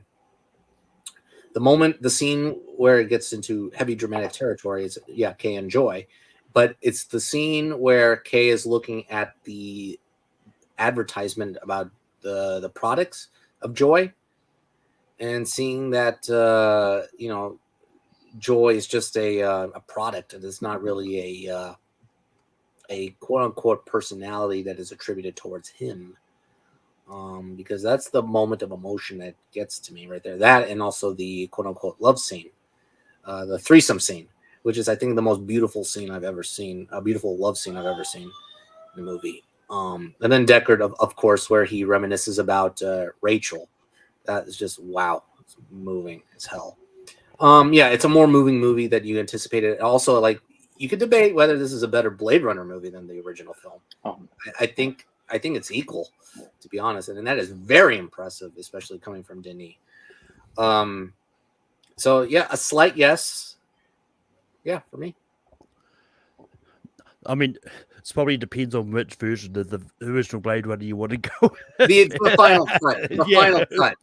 The one with no narration. If it's with narration, no, this 2049 is better. But anyway, Jacob, it's on you. What do you say about Blade Runner 2049? Chad, I hope we can still be friends after this, because Sure. I don't really like this movie. I don't know what it was about it. I'm kidding. Maybe I need to rewatch it. Maybe it was just when I watched it. I don't know. Maybe just something was off. Don't let Jared Leto sway you. It's still a great movie. No, I love Jared Leto. I think Jared Leto is fantastic. So maybe I need to give it a rewatch. Maybe just whatever. Maybe I just watched it at a time when something was going on. Because the way you guys are raving about it, I just looked it up on Letterboxd, and it's rated really high there as well. Like, it's got a 4.1 rating on Letterboxd. So maybe I just need to give it a rewatch. So you know what? I'm gonna throw you a bone, Chad. Yes. Wow. Whoa. Also, I'm just forgetting this thinking from there, like I said earlier. But Wow. I didn't. You know what? I did not see that coming, to be honest. Wow. Hey, if any director should have 2 movies on a top 12, I think Denis is the most deserving, to be honest. But yeah, Blade Runner 2049 does make this list. and it's on to me, and we've got one spot left. Um, Which one? Which one? So I mean, Jonathan said earlier how 2019 was a good year for drama movies. 2018 was also another good year for drama movies. I'm going to go for another one similar to Blind Spotting that is just really underseen. That I want to, whether or not it makes this, I don't know. But I'm bringing out The Hate You Give. The Hate You Give, similar to Blind Spotting, is a really is one of those ones that's on the precipice of comedy and drama, but I think this does lean a little bit more into drama. But yeah, this is one of those ones that I think is just really good, and it's just one that that I think deserves to be seen a lot more. Like Amanda Stenberg is great in this, and you've got I believe Anthony Mackie's in there as well. But yeah, it's just one of those ones that is really good, and it tells the story about especially going to how cops sort of deal with people of color, and I think and it's just one that the drama just really shines in this, and I think it's one I think it needs to be seen a lot more, and yeah, it's especially with the way the world is at the moment. But Jonathan, what do you say about The Hate You Give? It's a very good movie. Yeah, it's definitely an overlooked film, overlooked coming of age film. But I'm gonna go no because I think there are other better dramas on the list, even other better coming of age dramas. But I think it's a powerful movie about race, cops, class. I mean, yeah, I recommend it, but yeah, I'm gonna go no because I think there's just other better dramas of each genre coming of age or like cops or whatever. But yeah. Jacob, what do you say about The Hate You Give? I'm gonna say no as well. I do think it's a really good movie, but there's just other movies on. I mean, especially having only one spot now. Time to be picky. And while I like the movie, it's not that high for me. Chad, what do you say about The Hate You Give?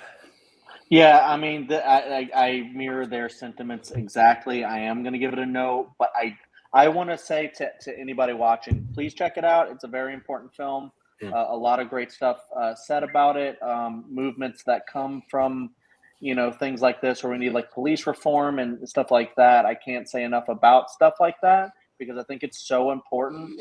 But yeah, as a memorable film from the decade, I would say this one doesn't stack up necessarily against the rest of the ilk, but definitely a very great, important film that people should check out.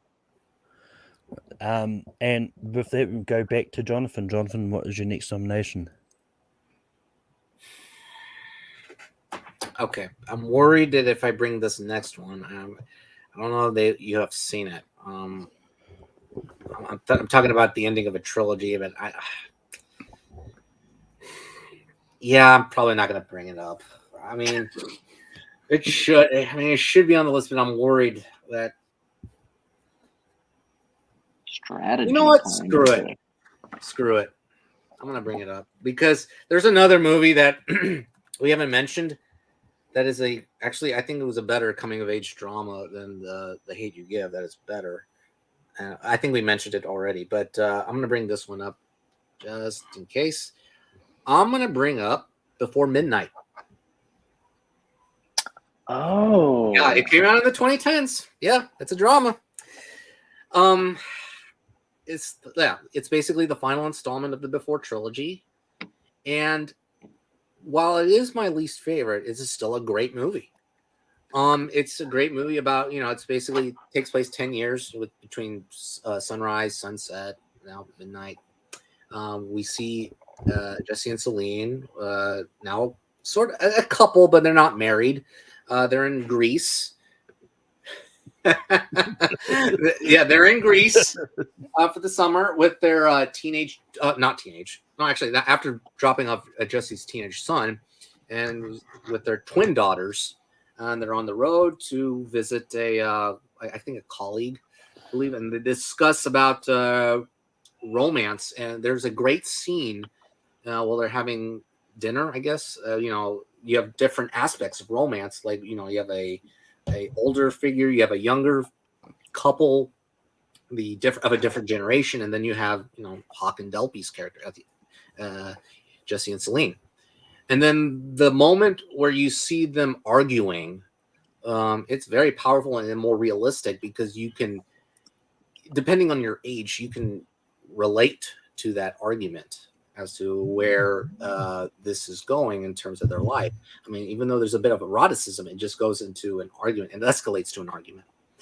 And then it ends on a very good note where it doesn't soften, where it's more about realistic true love than it is about fantastical love. Because the Hawk's characters say that this is it, this is love. And the moment where you see that ending, it brings back that youthful spark again from Before Sunrise, and you think it's going to be stronger than ever between them. And then again, I'm going to bring that hope aspect, but there's some hope between them, and you think they're going to be okay. And I know a lot of people want to see like a fourth movie between them, and also directed by Richard Linklater. I think it ended on a perfect note, to be honest, because I think it's the end of their story on a perfectly hopeful note in their romance. So Before Midnight, going on a limb here, even though I'm throwing out a one great movie that should be there, but I'm gonna give it a shot. Jacob, what do you say about Before Midnight? I have not seen the trilogy, so. Chad, what do you say about Before Midnight? This is really hard. I know why Jonathan brought it up, and it's a fantastic trilogy. I adore Richard Linklater. I love him so much. This trilogy is not one that I adore from him necessarily. I absolutely love Before Sunrise so much. That's the one, for some reason, I identify with the most. I think it might be the strongest. But then again, this is what Richard Linklater does. You could even watch Boyhood in different phases of your life, and I think Before Midnight's one that you can recontextualize maybe when you get closer to the age that they are in the movie, and I'm closer now than Before Sunrise, maybe. I don't know. But that's scary, actually. Existential crisis coming on. No, but this is so hard because I remember it being a lot of conversations, because that's what a lot of these movies are. And that's why I think the strongest for me is still in Before Sunrise. And this one, I just don't remember any specific conversations in it.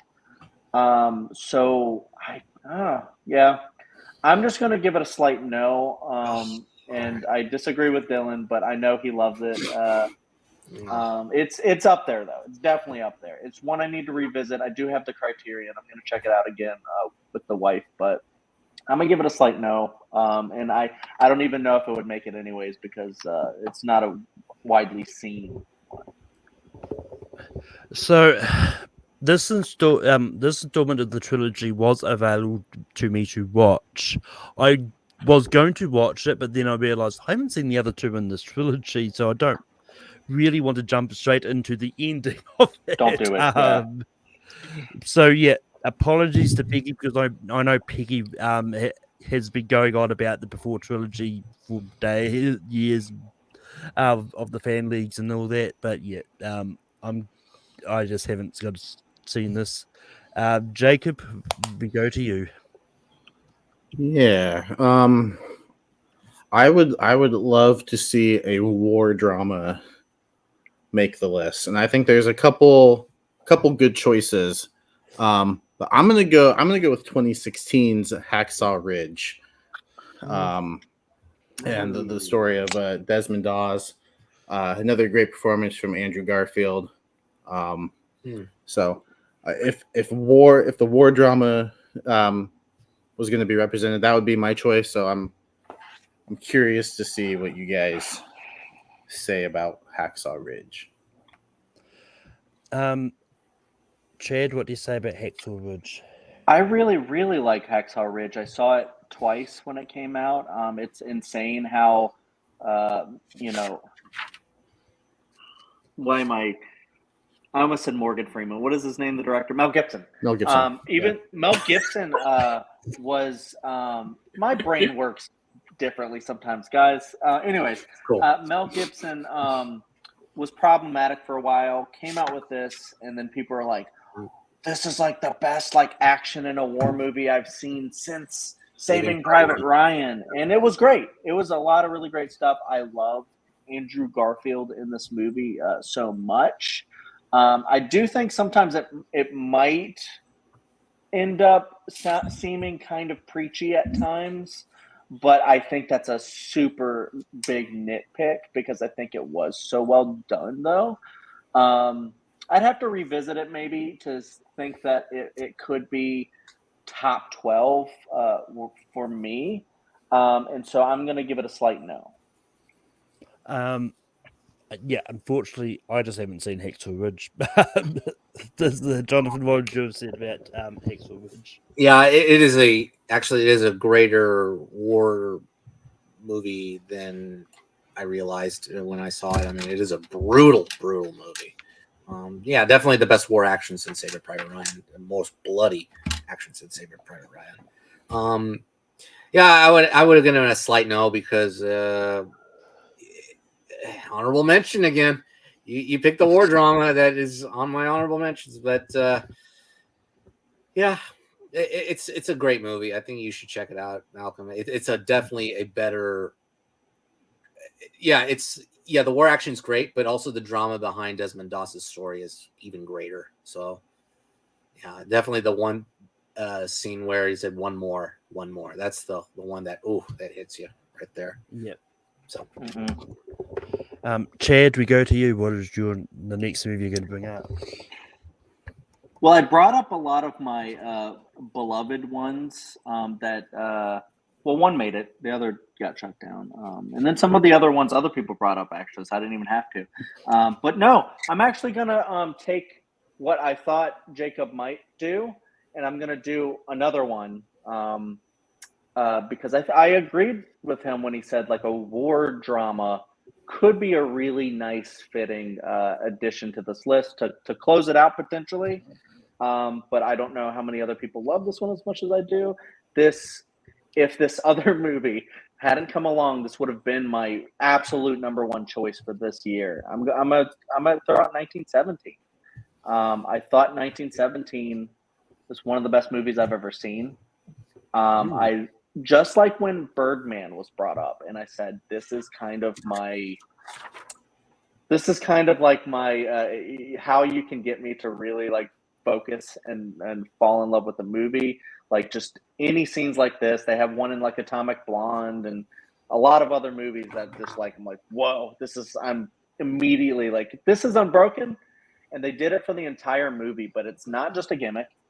I also love the personality, like the personal touch that Sam Mendes brought to this, because it was about the time that I think his grandfather, right, was in war. So this was kind of like an homage to that. So not only did they bring it with the technical aspects, but I think all of the character stuff really hits. There's a turning point in the movie where something happens to a character and then it follows a different character. And I love George McKay in this movie, just his performance. And then just like, I don't know, it's just like all the moments, the buildup of the music, the war, like the kind of beaten down soldiers that are kind of just like sitting there with a one single person just like singing a song. And then, it's just so beautiful that he just sits there and kind of like rests for a minute, but he's really trying to save a lot of souls in this war. And then what is it? Richard Madden from Game of Thrones or whatever, when he pops in and he hears some terrible news about a family member. I think some of these scenes with these actors that show up for like 3 minutes and then just have like one of the best performances you've seen, you're just like, whoa. A lot of the moments in this movie really work in a dramatic kind of way.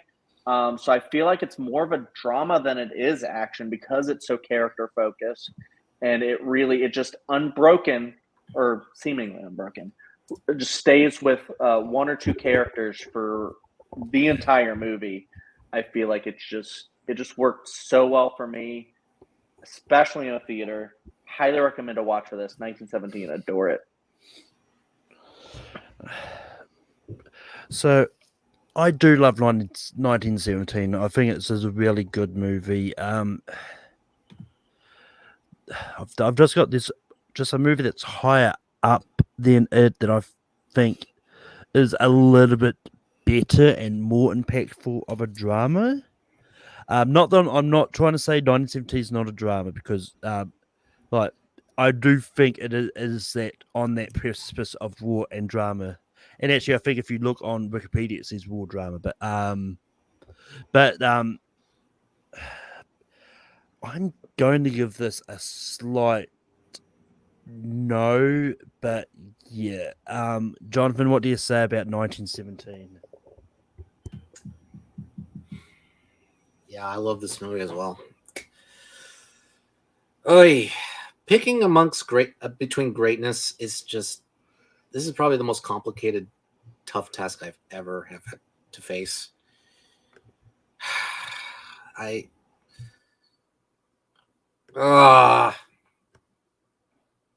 sorry, Chad.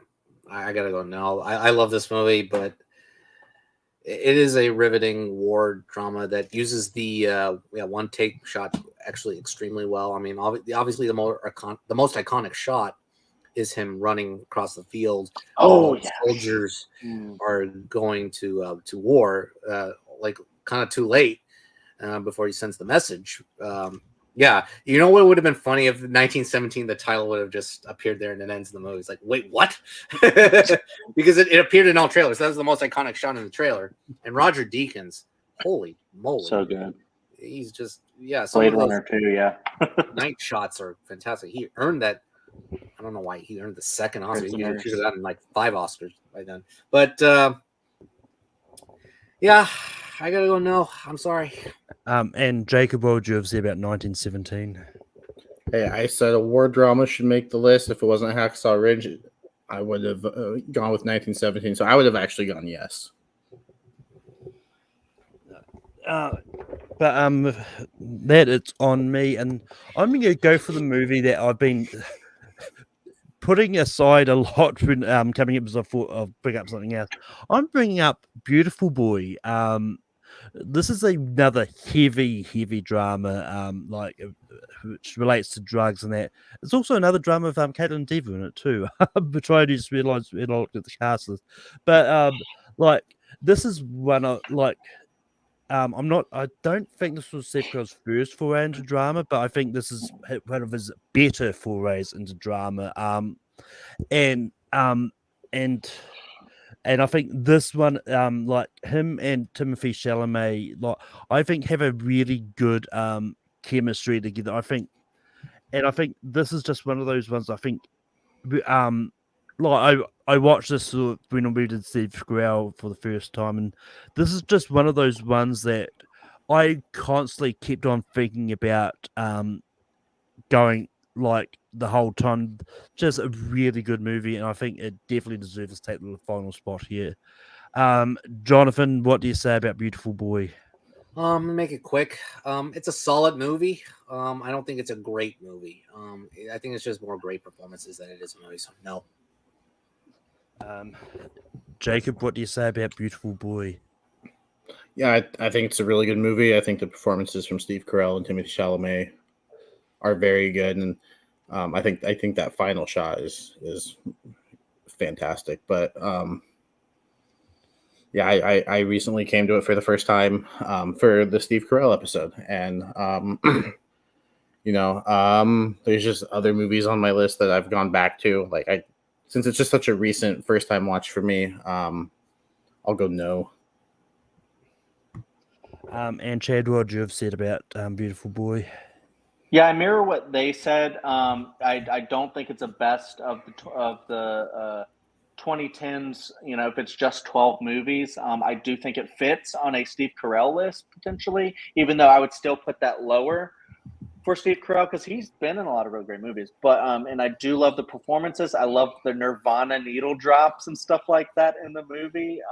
But not up there for me. So yeah. Jonathan, we go back to you. I'm going to do something I've never done before. Is it too late to change my vote for something that I said no to initially? I mean, it's not too late, but depending on what it is, then I don't know if I remember what the other votes were. No, because Chad and Jacob said yes to it because I thought about it, and I love this movie because it was definitely in top 3 territory that year. I mean, if you want to change your vote, you can do it. It's never happened on here before, but Unprecedented. It's unprecedented, huh? Yeah. You know what? I'm going to change my no vote to a yes vote on 1917. I think I thought about it. It's because, you know what? Because it is a more powerfully dramatic story, an underrated, powerful, dramatic story about him, sending a message to his brother in war. And it's more of a brotherly story than you realize that it is a war drama. I mean, a war film. And because of that last scene, it definitely scales back to a more powerful drama than it is a war movie, even though the war aspects are technically fantastic. So yeah, I'm going to change my vote to yes to 1917. If we're going to do a war drama, 1917. But with that, we end the list. It's a drama show, right? I ended on a dramatic. But with that, we're going to get onto the hub voting. Just to recap the 12 movies on this list. We've got The Social Network, Blindspotting, Parasite, Jojo Rabbit, Whiplash, Warrior, Perks of Being a Wallflower, Logan, Prisoners, Little Women, Blade Runner 2049, and 1917. How the voting works is we go around I'll put on the whiteboard what we think could be at 11 and so on and so forth. And if we end up with a tie, we will go to the chat. It's actually a pretty active chat for a change. Drama. Who would have thought? It's the one drama everyone likes. You know what? Can we mention honorable mentions real quickly? Yes, we can. Yeah. Jonathan, what are some honorable mentions that you had? Okay, the one I was going to nominate was Moonlight. I would have said yes. Really? Of course. Okay. Yeah. It's just, it was tough because I see a coming of age drama, or actually 2 if you think about Jojo Rabbit in a way, but it's just Moonlight it's a great film. It's a great drama. I think it endures the rest of the time. I don't know if y'all have rewatched it. That's the only important thing. I don't know. I have recently. Okay. So Moonlight, Hell or High Water. That was another one. End of Watch. Her. Yes. 8th Grade. Roma. The Farewell. And Portrait of a Lady on Fire. That would have been my other foreign film. And one more. What was it going to be? It was going to be Moneyball. Yeah. Love Moneyball. I would have said yes. Jacob, what are some honorable mentions that you had? I had 127 hours. Yes. Wind River. Searching. Yes. I also had Moneyball, and then I had Argo. And Chad, what are some honorable mentions that you had? I also had 127 hours. Black Swan, underrated. Take Shelter. Please check that movie out. It's fantastic. Drive. I didn't nominate it though because Jonathan said it was not as kind of crime. Crime thriller. A movie I love, adore, and I think is one of the greatest movies ever made, but is very divisive. The Tree of Life.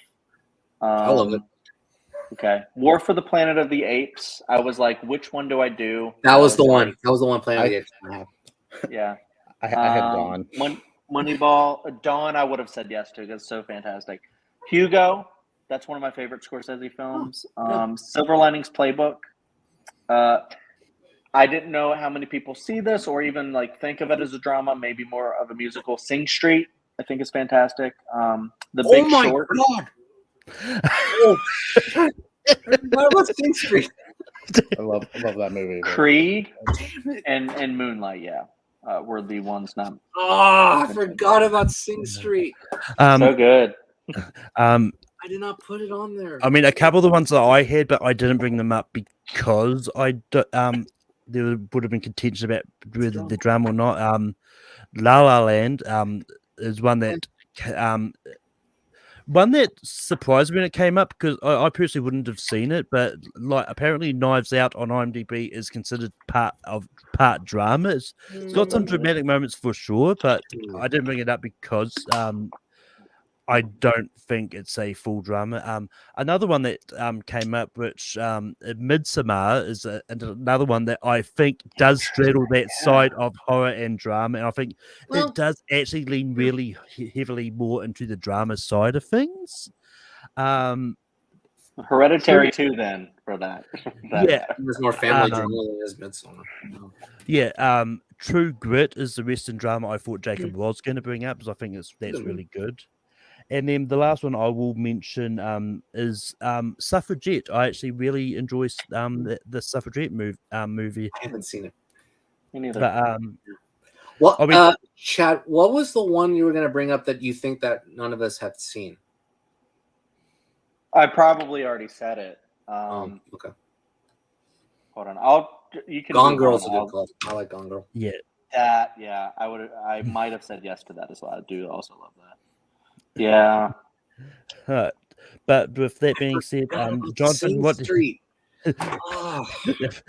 Jonathan, what do you have for 11? 12. It's probably Take Shelter, by the way. Take Shelter. Yeah, I have seen that one. It's really good. I have. This is going to be the toughest list we have ever had to rank because I love all these movies. I think they're like 4.5 to 5-star movies, to be honest. Mm-hmm. Jojo Rabbit. Jacob. I have Blade Runner 2049. Chad. I have Little Women. I've got Parasite. So chat, Parasite, Jojo Rabbit, Little Women, or Blade Runner 2049. Which of those four should be 12? 2 of those are all-timers for me.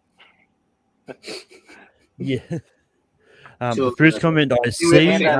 We have the same 2, I think, Chad. Rabbit. I also love Jojo Rabbit. I'm not going to be angry at ranking them, to be honest. I saw something. But Dylan got in first, and he's going to break my heart. Fair. That was your one, right, Malcolm? Yeah. So good, dude. Love it. 2010 drama? I don't know. I don't know. That was called 2010 drama. It came out in 2019. 2010 drama. All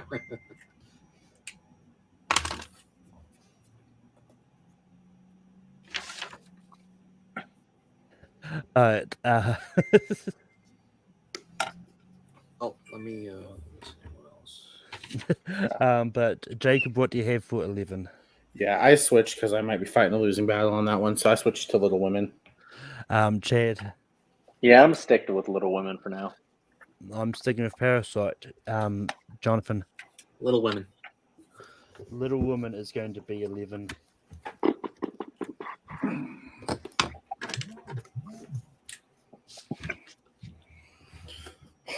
I don't like this.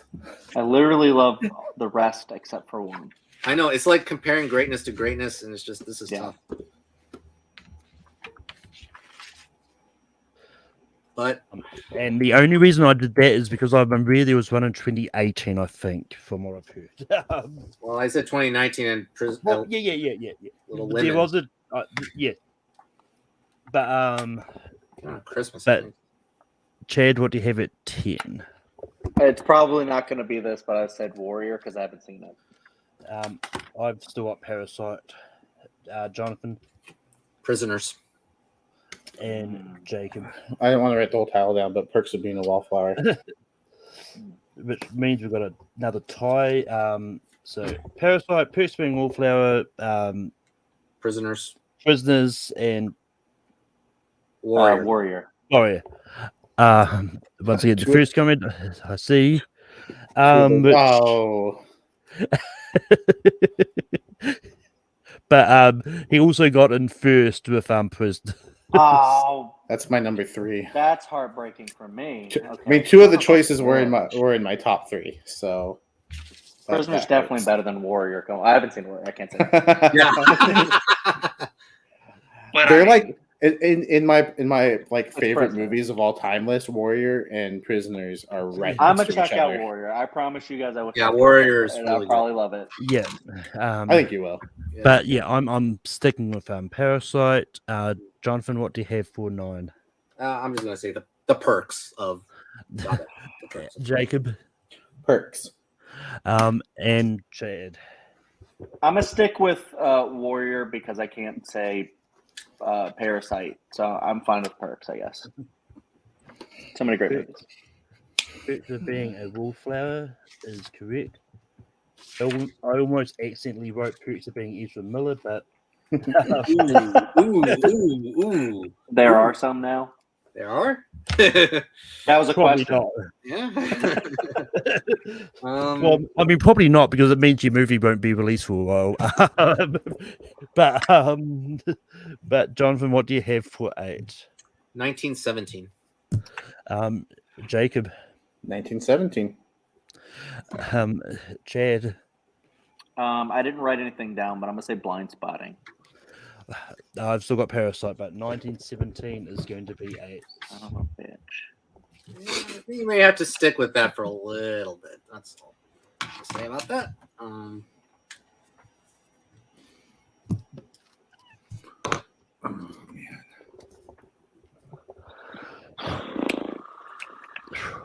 But Jacob, what do you have for 7? I'm gonna go back to 2049. Oh my god. Chad. No, I'll say Blind Spotting again. Sticking with Parasite. Parasite. Jonathan. I have one movie that I have in agreement with. Blind Spotting. That's my number 1. Yeah, it's a really good movie.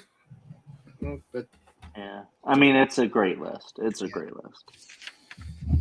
I mean, look, this is like a film festival right here. I'm not joking. Dude. I mean, this some are would going to be an dramatic than epic others, one. but you have a variety. This is a great film festival. Yeah. But Chad, what do you have for 6? I legitimately can't say anything but Warrior right now, just because I haven't seen it. No, fair There's so enough. many great movies on here. I'm sticking with Parasite. Jonathan. Because it's more concentrated on another genre than I think drama. I mean, genre than I think drama. So I'm going to go 2049. It's going to be Yeah. 6. Again, excellent movie. Hey, at least you're number 1. Chad, I'm assuming it's your number 1. It's higher than my number 1. True. So at least you got that. I have a lot of number 1s on here, actually. This is a good But yeah, I'm sticking with Parasite. Jonathan. Warrior. Jacob. I think we're gonna have a tie because I'm also going Parasite. Yeah, Warrior. Warrior. So chat, Warrior or Parasite at number 6? If it's Five. Dylan, it's probably going to be Parasite. I'm thinking. It's like 51. I mean, based on what Dylan said at once with one of the other votes, then but actually Brian got in first anyway, and it's still going to be Parasite. Brian. That was pick 2. Man, this top 5.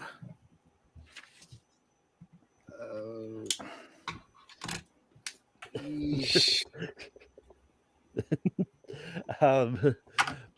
But yeah, just to recap what we got. We've got Social Network, Whiplash, Warrior, and Logan. If Warrior's above Parasite, like I'm gonna have so much like Blame watching Brian. the movie, like it better be good when I'm watching it. Like it can't live up to that. I think Parasite is excellence. Warrior is great. That's why I think it's again greatness to greatness. Yeah, I think it's a preference thing too. Like I dig the sports aspect of it. Jonathan, what do you have for 4? No, this is the right spot for it. Warrior. Jacob. I don't think so, but no, I went the Social Network. Chad. Warrior. Yeah, there's a lot of whiplash in this voting, but no, I'm not mad. It's top 5. I'll take it. Be 4. Holy crap! Okay, Network with that. Logan. the Social Network. Ay. It's funny that the before Chad was on, the 3 of us were talking about Logan and whether it was going to make the list or not, and now we like it's top 3. This is a good top 3. Mm-hmm. 5 stars, all of them, all 3 of them. Okay. Yeah, Jacob, what do you have for 3? The Social Network. Chad. Whiplash. I realised I had something lower than Whiplash. I should have gone last term, but I had Social Network. Damn it, Jonathan. Logan. The Social Can I Network. change my vote to Logan, and then see what the chat says? Oh, I mean, if you want, it's up to you. Yes, that's what I'm. oh. Right, so chat, Logan or the Social Network, number 3. Hey, this is top 12 dramas. Yeah. Make it dramatic. So yeah, the first comment I see that says Social Network or Logan is going to be the one that decides what comes up. And yeah, I wish I had Jeopardy music to play, but Brian is the first one that got in and had it. It's going to... All right, here we go. And Number for 1. the record, Dylan said the same thing. So I mean, for the fact that 3 of us weren't even sure if we were going to bring it up or not. But 3 seems I'll like be a good honest, spot for Aaron it. made a great point. He did. He did Yeah. make great points about that movie. but yeah, so we have got Whiplash and the Social Network. Oh, Which I mean, there's not a wrong answer. no. But it's like 50.1 to 49.9. We do write our number 1 now. Yeah. We're going straight to number 1. Yeah. So Chad, what do you have for number 1? Love them both, but this one's pretty easy for me. The Social Network. I love them both, but it's also pretty easy for me. Whiplash. Jonathan, what do you have for 1? I see how this is going down. We have not said my number 1 yet, my personal number 1. And I declared it as the movie of the 2010s, so the Social Network. And Jacob. Oh, I Whiplash. knew this was going to happen. Yeah. oh yeah. Drama. How many ties has there been? This is for number 1, chat. So Number 1.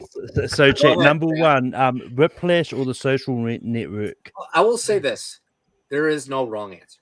So correct. Yeah. Great. Dylan got this is not an official vote, but and then Brian got in with. I think Brian had it typed out waiting. He was like, "If this is a tie, I'm getting in." Yeah. flip the coin. But yeah, unfortunately, Social Network is going to be number 1. Unfortunately. Yeah, no. As I said, like Dylan's comment was probably not the official voting for him. So yeah, Because he commented after Brian with Whiplash. Can we have a 1A and a 1B instead? Yeah, let's go with that. 1A, 1B. Yeah. There you go. There you go. I'm cool with that. 1C Logan.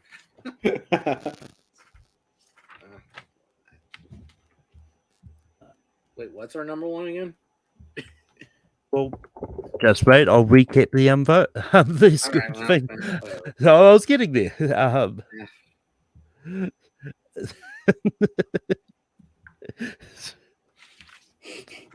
But the top 12 dramas of the 2010s, we have at number 12, Jojo Rabbit. At 11, we got 2019's Little Woman. At 10, we got Prisoners. At 9, we got The Perks of Being a Wallflower.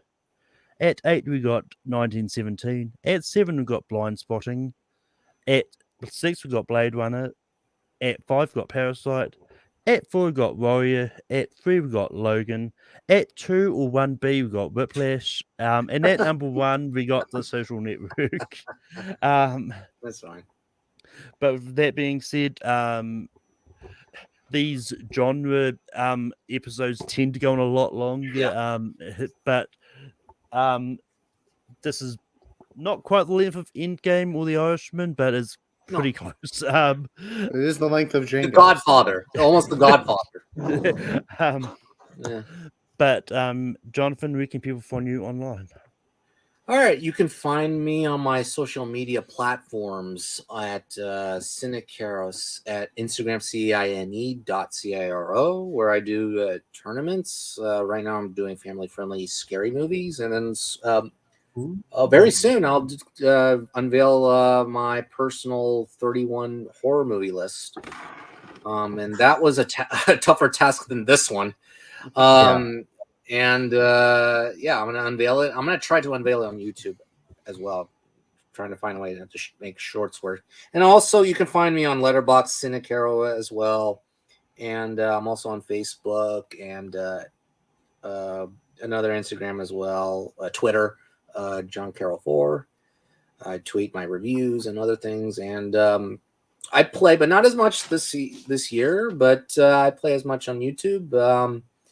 Hopefully, and I think sooner than later, I'll be in Full Metal Classic to chase my 4th win. So watch out, competitors. I'm hungry for that 4th win. But yeah, Jacob, where can people find you online? Yeah, you can find me over on the Movie Hero Network, where I'm kind of taking a break from the 2 podcasts I do.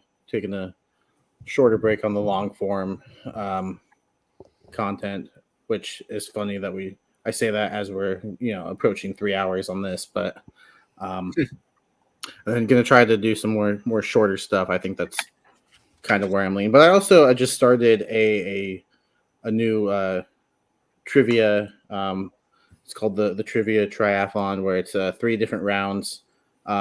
Round 1 is just general movie trivia. Round 2 is a higher or lower round where I give you a Rotten Tomato score with the movie, and you just have to, is it higher or lower? And then the 3rd round is a movie synopsis where I read the synopsis of a movie, and you just have to guess the movie. So we did the first one of that last Monday. Malcolm was actually on that. And it was fun. So I think I'm going to try to make that a weekly thing. Just if four people want to play, then cool. If not, then we'll just wait. But it's just for fun. It's not like those other trivia leagues where, there's rankings and championships and teams and standings and whatnot. It's just something I do for fun, because I like to write trivia questions. Yeah. Chad, where can people find you online? Yeah, well, I'll flash this on the screen because this is everything I'm gonna bring up. You saw him on come up and a lot in the chat. The Dill Pickle Movie Network is my friend's channel, and I co-host a show with him called Picture This, where every month we go through a year of Best Picture movies. So we watch all of the movies that were nominated for Best Picture. We talk about them, we rank them, we talk about the actors and actresses from that year, the ceremony itself, the year itself, the music albums that came out, and we have a lot of really great conversations. We just finished Actually, I think it just dropped tonight, our episode 2003, because we did a series for the Lord of the Rings where we did 2001, 2, and 3 in consecutive months, just to see, are the Lord of the Rings each the best movies of those years? Watch the episodes to find out, because it's very fun. We have a great time doing it. I also, the Nerd Entertainment Network, I do Welcome to Primetime. It's just me, my wife, and Carrie, and my friend Hunter Chambliss. We just talk about horror, and it's just really fun. So check that out. We do a lot of like Buffy rankings and talk about Jordan Peele and pretty much everything else. Chadwick Webb, I have like a ranking show on there where me, my wife, and some other friends, sometimes Dylan's on there, rank stuff. We might try to open up to more guests and stuff too, but we've done Denis Villeneuve, like I mentioned, Christmas, Harry Potter, Edgar Wright, and we did all 3 phases of the MCU, and we're going to do phase 4 when that concludes. And then TMG Movie Battleground, I like to shout that out, even though it was mentioned earlier, because I do a lot of debating there. It's very fun, and it's a very well-run league. And if you love movie debate and discussion, check out the episodes. And we've all been there except for Jonathan. I don't think has been on there yet. But yeah, if you want to go on there and debate, yourself, whatever, you throw in some questions. It's just a really fun time. So, yep. And thank you. This was fun. Great list. Yeah, and you can find me on Take 3 Productions, where I host a ranking every week. The poll is up now for what you want next week's topic to be. And yeah, you can find me on all the aforementioned other things popping up every now and then. I do MCU trivia over on the Dylan's channel. I'm part of Battleground, all that. I pop on Movie Hero Network occasionally. And I believe next time I'll be on is in a few weeks, actually, once Jordan and Austin both get back with 2018 for the continuing on the latter series. Some of these movies we talked about today from that year will probably be there. In fact, I know they're there because I made the list with a little input from Jordan. But yeah, but that being said, and until next time. And thanks to you, that's over now, and you've ruined that for me.